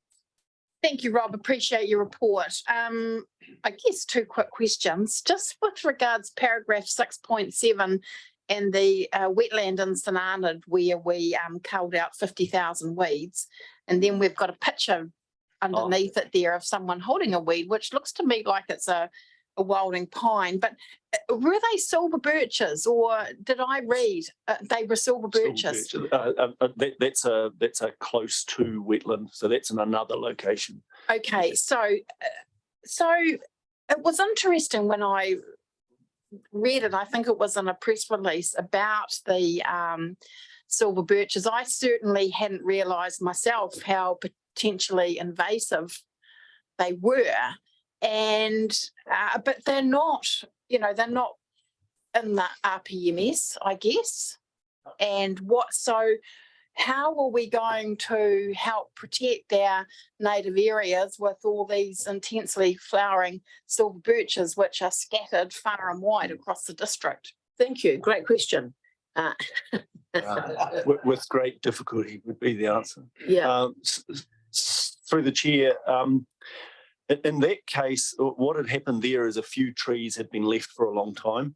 the best way, that stitch in time saves 9, that applies to weeds. So we need to get much more active. It's not something that we would be able to do a cost benefit on and say, but we could do site focused work. So we could, through the regional pest management plan review in time, look at those issues. But the way the Act works, you actually have to demonstrate a cost benefit that's significant, and it's actually quite hard. So education is probably one of the keys we have there. Well, yeah, maybe we could do that. Okay, and then maybe my other question relates to paragraph 8.5. We talk about the work we've done on the Motueka River around gravel. I guess, the discussion on gravel extraction or removal comes up in every community association meeting that I go to, probably with the exception of Mapua. I feel as though as a council, we need to have a bigger conversation with our community around gravel. What's the problem? How are we going to deal with it? Pros and cons and all the rest of it, because I just think that there's not enough, we're not communicating enough around the bigger plan with regards to gravel. And I see Mr. Kirby's grabbed his microphone. So we had some fairly good conversations about gravel yesterday in Golden Bay at the River Care meeting. So just a short comment perhaps about how we are doing that and what we might do further. Yeah, I mean, we can actually do that. The difficulty is the complexities around managing rivers is so complex that sometimes it's difficult for the community to actually assimilate what we do. Some think it's a gravel extraction process, it's a quarry. It's not. And we've got to manage the river in terms of ecology, water quality, gravels, everything, erosion. Taking gravels out creates other problems. It's a dynamic thing. It's a very difficult message to get out. And for those that have specific views, they don't want to hear it. And that's the challenge we've got.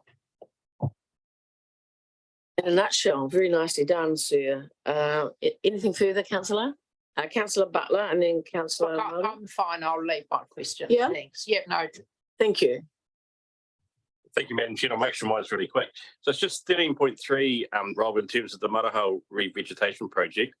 So the solution that's being worked through, is that expected to be worked through in the next financial year? The issue there is the through the chair, the funding for that finishes this year. We will be, when we come back to council, I think it's probably about September, and ask for carryovers. What we will be doing in that closed account, we'll be carrying some money forward to try and make sure that happens. We're not going to be asking you for ratepayer funds to finish that off over and above our normal work. We're trying to make sure that we just manage the MPI, the last of the MPI funding, to see that done. It is a bigger issue, and it's something that has to happen nationally around these legacy forests and the wildings. And also, because a lot of these forests were essential treaty settlement forests, and unfortunately they were planted to stop the erosion, we're now trying to harvest them because you can't leave the trees on them. They're not the best place to have those trees. So there's a much bigger national discussion to occur, which we will actively watch. We're not going to solve it ourselves. Is there much mention nationally around the idea that, forestry companies currently who are planting and doing what they're doing have some responsibility for wilding pines in terms of resource? Wouldn't it be great if whatever area you're planting, every 100 hectares you're planting, that there's some pool of money that gets chipped into to pay for the work of the wilding pine problem that'll come out of it? I might be a bit naive there about that. I'm not aware of anything. There is discussion nationally around being able to, so we also have the NES for production forestry, which controls some of the present. One of the issues that has been actively discussed, I'm not sure it's making ground, is around being able to retire those things. So actually some kind of compensation to retire out of production forest. Because remember, you have a carbon liability when you have a forest. So how does a responsible landowner make a land use change when there's a penalty? So that discussion is happening nationally. I'm a bit out of my depth there, though. Yeah. So I'm being told here by somebody that knows a heck of a lot more than me that it's a legacy issue and that Yes. in that current day, pine plantations won't be generating that issue. So we will, Radiators there is an by end, far there less is an than end basic. point. Yeah, and the regional pest management plan is working on that future looking issue. So we will have that discussion locally. Okay. Thank you. Thanks, Adrian. Thank you. Councillor Kinnemont.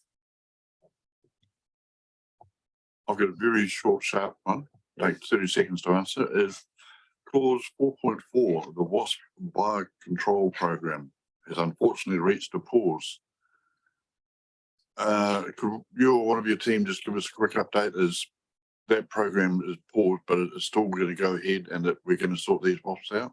Absolutely. As soon as we get those agents back in the country and breeding properly, the trouble is we're on a different hemisphere for them, so they get quite disrupted and then they don't find the right signals when they get. So absolutely, because that is a game changer nationally. For us, we're one of the worst, but nationally, that will be one of the biggest game changers in biodiversity that I believe. So yeah, we absolutely want to see that happen. Yeah. Great, thank you. Might be good to bring in Yeah. Merker and Alistair now, and just so that we make sure we've got plenty of space for them. And I think you're going to do some team introductions too.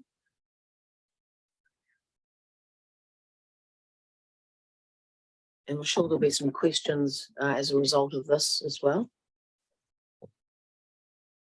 So if it was okay through the chair, if the questions around the sea level rise could go to Alistair quickly, and then that gives Merker a free run on the catchment. That's okay. We all love a free run. Yeah.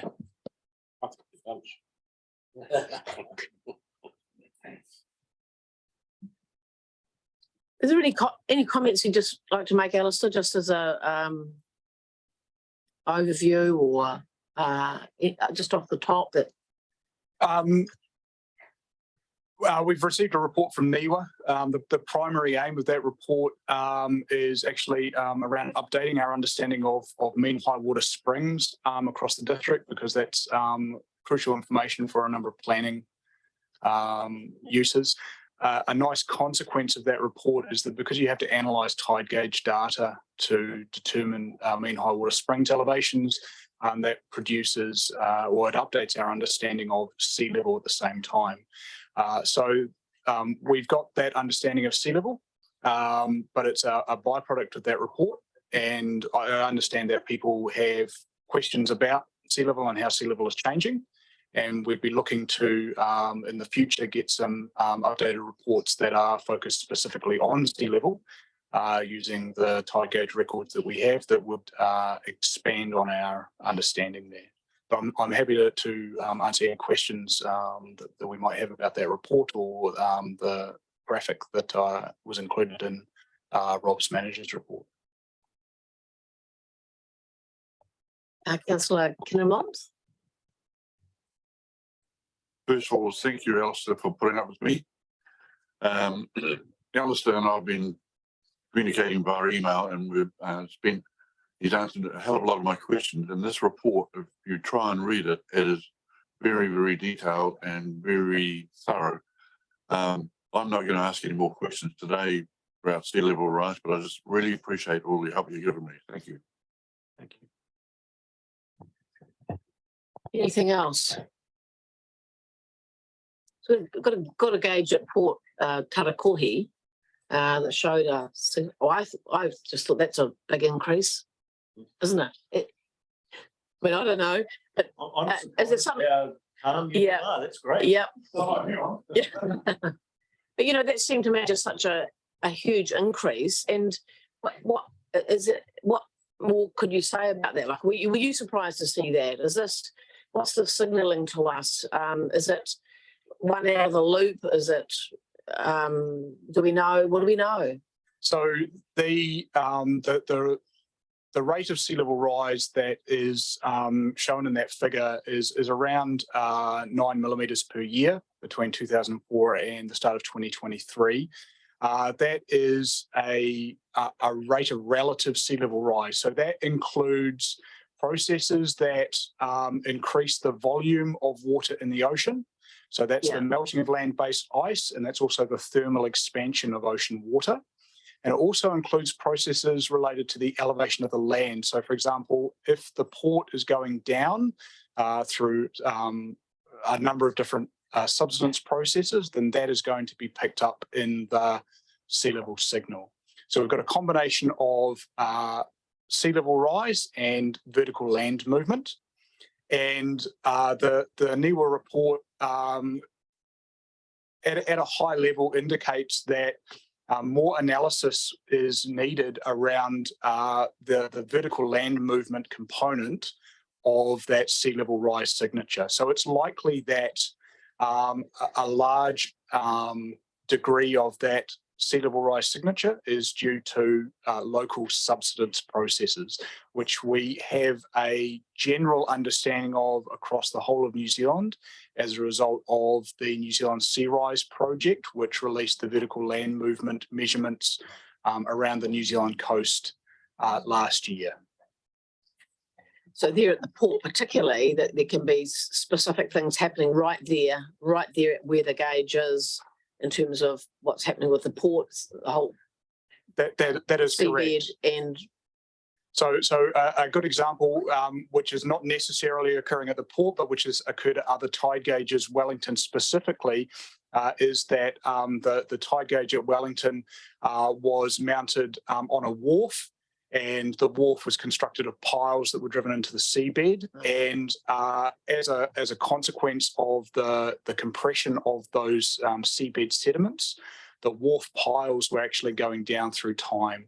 So that's one example of the settlement of the sediments that can lead to local subsidence that can be picked up in a tide gauge. We can also have processes that are operating not just at the specific location where the tide gauge is, but that are local processes that operate across a slightly larger area. And we can have also regional scale processes as well, related to things like the interface between the plates and compression on the across the district and the fault lines. It is not just Tarakoi. Thank you, Rob's just reminded me. That rate of sea level rise at Tarakoi is also mirrored in the tide gauge at Kaiteritiri as well. it's interesting, isn't it? At least in my mind, I was thinking about the specific things at the port that could be impacting on the reading, but actually that's a key thing to know, isn't it? And yeah. The New Zealand Sea Rise data from last year gives us an indication that across the district, the land is going down. So this is not particularly surprising, but what may be surprising is the potential rate at which it is going down. Thank you. Councillor Butler.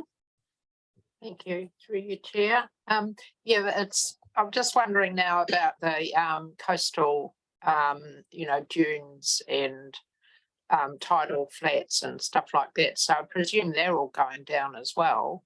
Are they, or, because, it impacts in a different way, doesn't it, on the coastal dune areas? And I did see the picture in the report of Maraho and.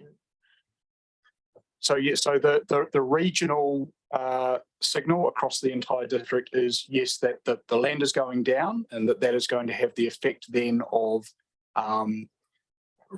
raising sea level, and that is then going to have a consequent impact on our coastal environment, such as our beaches, our dunes, and our tidal flats. Yes, but there is also sea level rise as well due to climate change. So we've got that's correct. It's the sea level due to sea level rise due to climate change, and the sea level rise due to the land subsidence. Correct.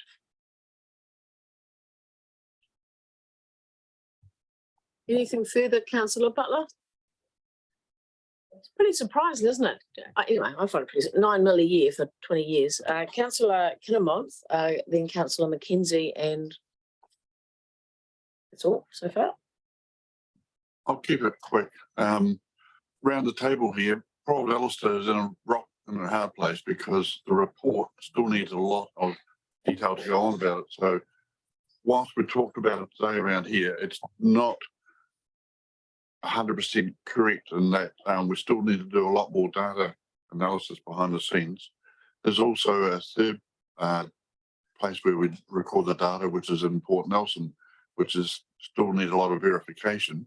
And also, Paul Alistair hasn't mentioned that the effects of La Nina and El Nino on the sea level rise is also part of it. So there's a lot of factors coming into it that we're still getting our heads around, and Alistair and his team have got a hell of a lot more work to do yet. And it's going to take years, help me out here, Alistair, if it's right, years before we have some confidence in what we've got going ahead. Through the chair, the councillor is correct. So the El Nino and La Nina, for example, these processes that operate up in the equatorial Pacific Ocean, and they have effects locally on the amount of sea level rise that we experience from year to year.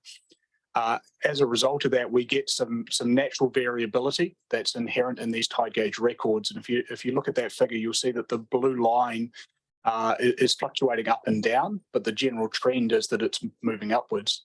And what the councillor is talking about there in terms of taking time for us to improve our understanding is we require long-term records of how the sea is changing in order to be able to understand the important trend that is the sea level rise, as distinct from the say year to year or month to month natural fluctuations that are present within the data.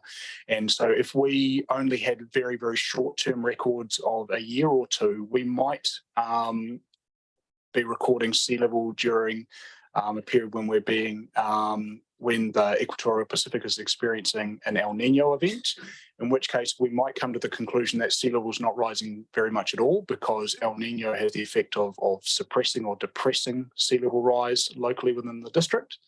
And so what's really important for us is these long-term records so that we can basically pick out the signal from the noise and understand what the long-term rates of sea level rise are.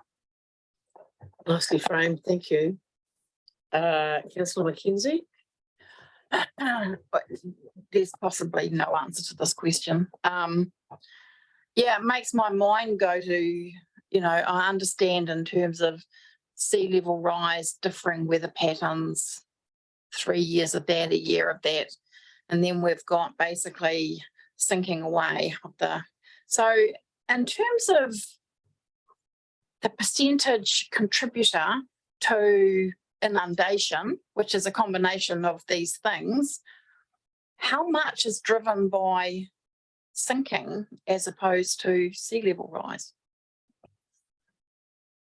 So in terms of the sea level signals that we're picking up in the Nelson, the Kaiteriteri and the Tarakoi tide gauges, I can't give you an exact number at the moment because we haven't done that analysis, and NIWA has indicated that, and Councillor Kinnamuth was alluding to this, we need to, for example, do some more measurements of the benchmarks that are associated with those tide gauges so that we can update our understanding of how much the land is going down. But it's potentially 50% or more of the rate of sea level rise is due to the subsidence of the land as opposed to the climate change. It is very interesting, isn't it? Yeah. Yeah. Councillor Maru, maybe a last question for Alistair, then we've got time for Merca. It'll be important too. Thanks, Alistair. I don't want it to be the red herring in the room, but if we look at Kaikoura and the uplift that happened after the earthquake and the likelihood of a magnitude 8 on the Alpine Fault, then that sort of turns the sinkage down to potential uplift, doesn't it? It comes back to Councillor Kinloss part is we predict as best that we can depending on what scenario we look at.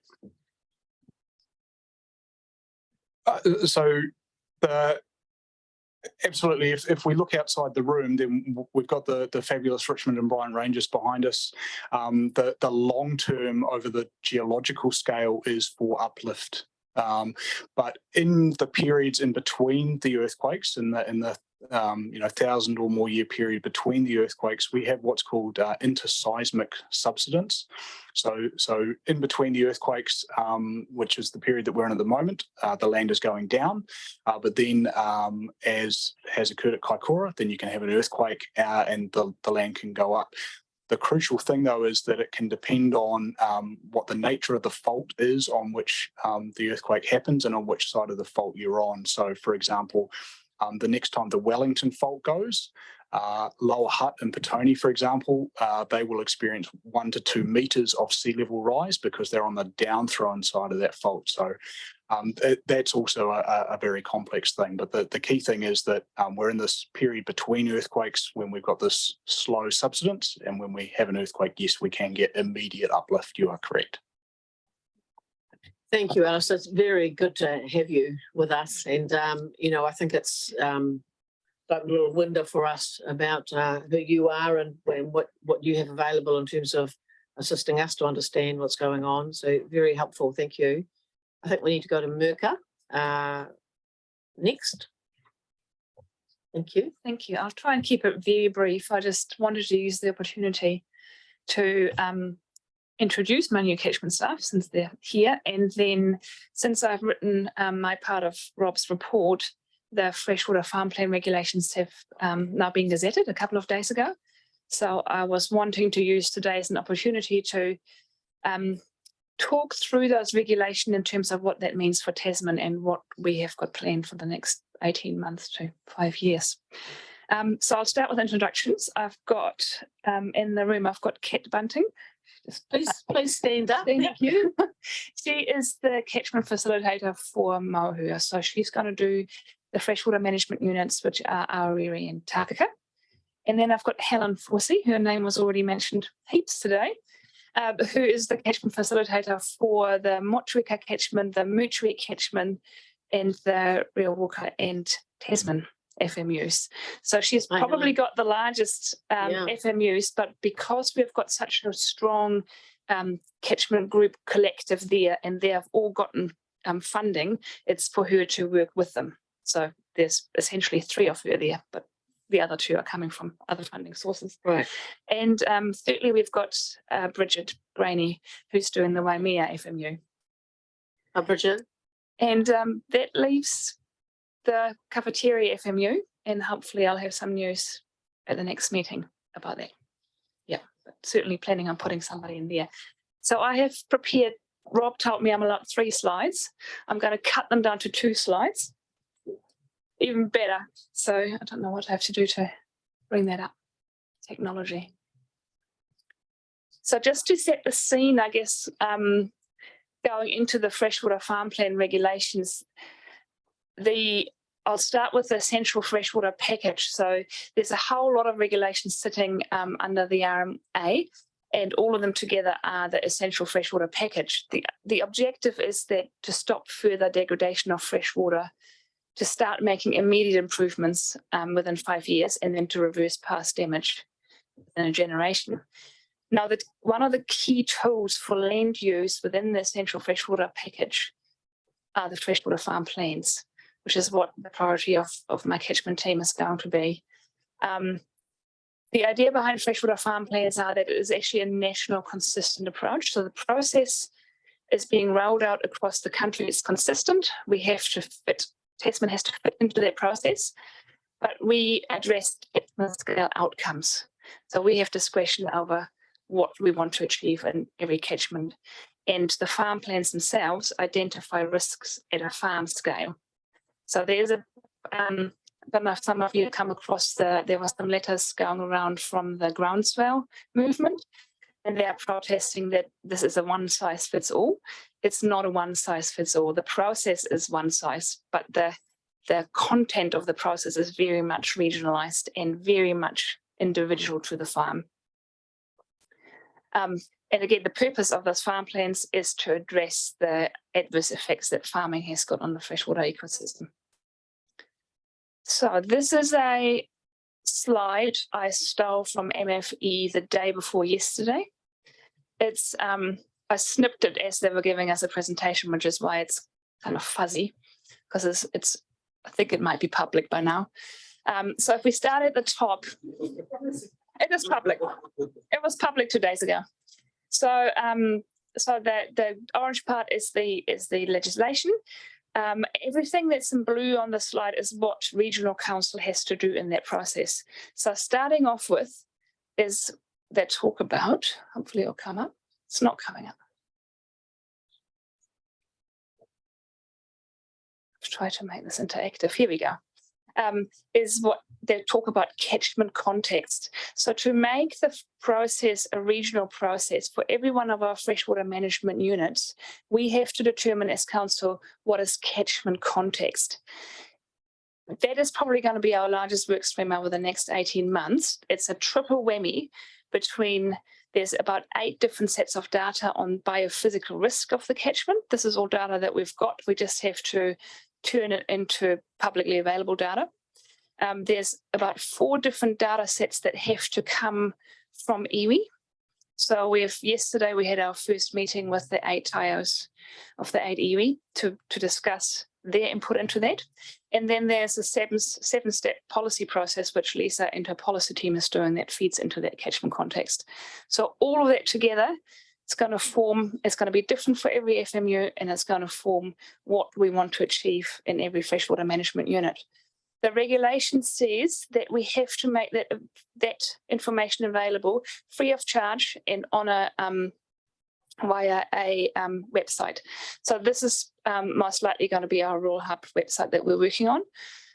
So at the moment, apart from looking after Mauhua, she has taken charge in looking after our Rural Hub website.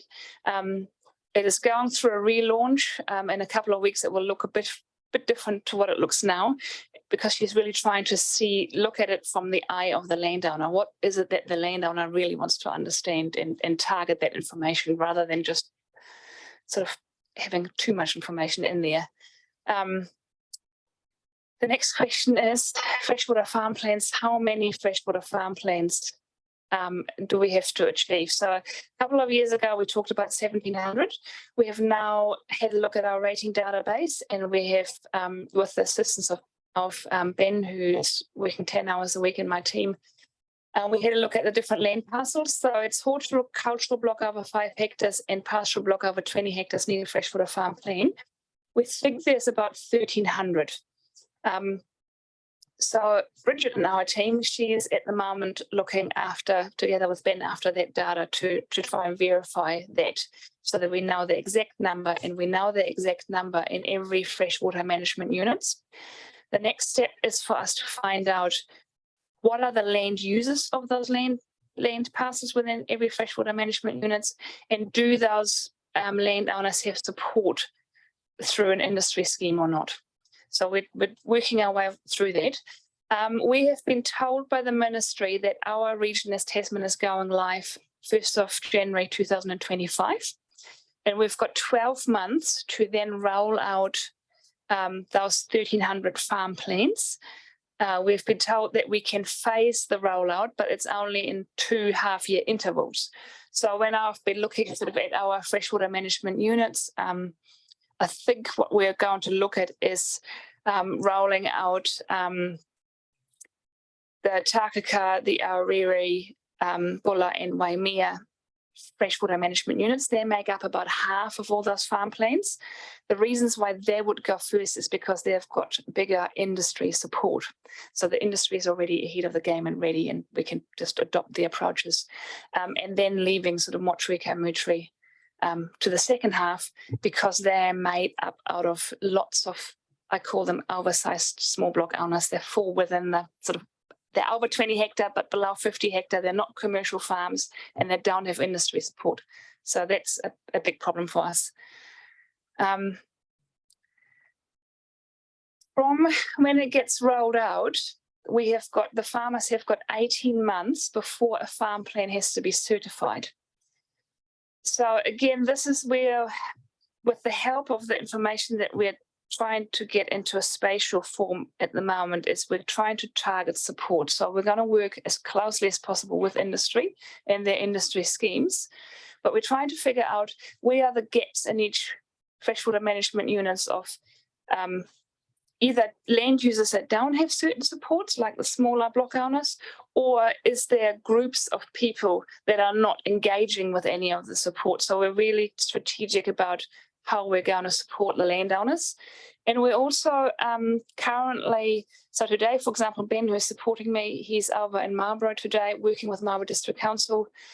We're also looking at Bay of Plenty and Northland councils to see what digital tools have they got available to help our farmers to write their own farm plans, so that we're looking at having digital solutions and then running workshops with our landowners to write their own farm plans, so that we don't have this new industry that's going to pop up in Tasman of consultants that have to come from somewhere and charge farmers. I'll try and make it really fast. So 18 months from the rollout date, landowners have to get their farm plans certified. Regional councils are meant to train and meant to appoint the certifiers that can work in Tasman, and are meant to train those certifiers on the catchment context, on that regional context. So Assure Quality has been appointed by the government to run the national appointment body of certifiers, but for them to be able to work in Tasman, they have to signal to us that they want to work here, and we then have to train them and then appoint them to work here. There is a clause in the regulation that it says that we have to do that together with mana whenua on their component on catchment context. We also then, after appointment, we have to observe them to make sure that they actually deliver what we want them to deliver. Certification. So certification is 18 months out after that we roll out. 12 months after that, farm plans will get audited. Same with the certifiers. Council is meant to appoint the auditors, train the auditors, and observe the auditors. So yeah, that is I'll leave it at that. Any questions? It's a high level overview. It's a pretty intensive rollout. It's a pretty intensive program, isn't it? Yes. I mean, have we got what we need to be able to do what we're going to have to do? I think we're quite well positioned in that I've got my 3 new catchment facilitators. I'm going to get somebody into the Buller. I have found some extra money from MFE as part of that. That was sort of spare that I'm using Ben for 10 hours a week to help me with the digital sort of the spatial information. So within farm plans, we've figured out when we go through the regulations, there's about 30 layers of digital information that we have to make available. So at the moment, I've got him to look at what we've already got. Is it fit for purpose? Can we publicize it? Do we need to clean it up? That kind of stuff.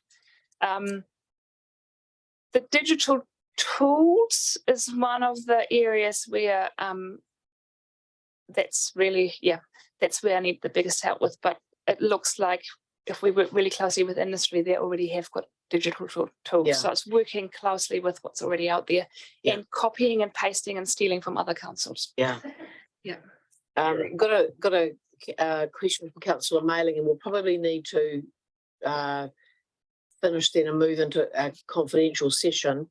And I think if there are, specific questions and things you want to check in with Mercury about, that'll be easy enough to make contact directly.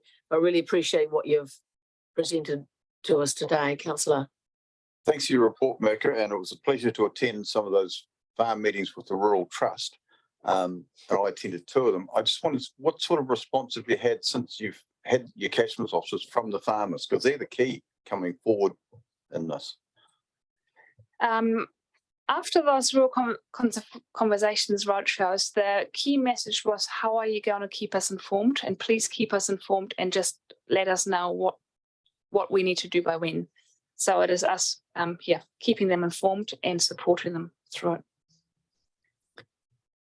And I think if we haven't looked at the Rural Hub on our website, TDC website, I encourage us all to have a look there just to see the amount of information there and the way it's presented. Wait, it's going to have an upgrade, but there's a lot there. It's a very good idea, isn't it? So thank you. I'm going to move the resolution that was. I'm going to put the resolution that was moved by Councillor Mailing and seconded by Councillor Walker some time ago to accept your report, Rob. All those in favour, please say aye. Against, carried. Thank you all.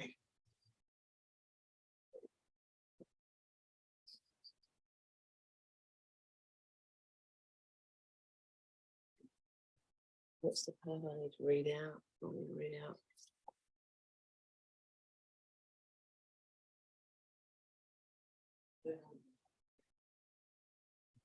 I'm happy to move, Madam Chair.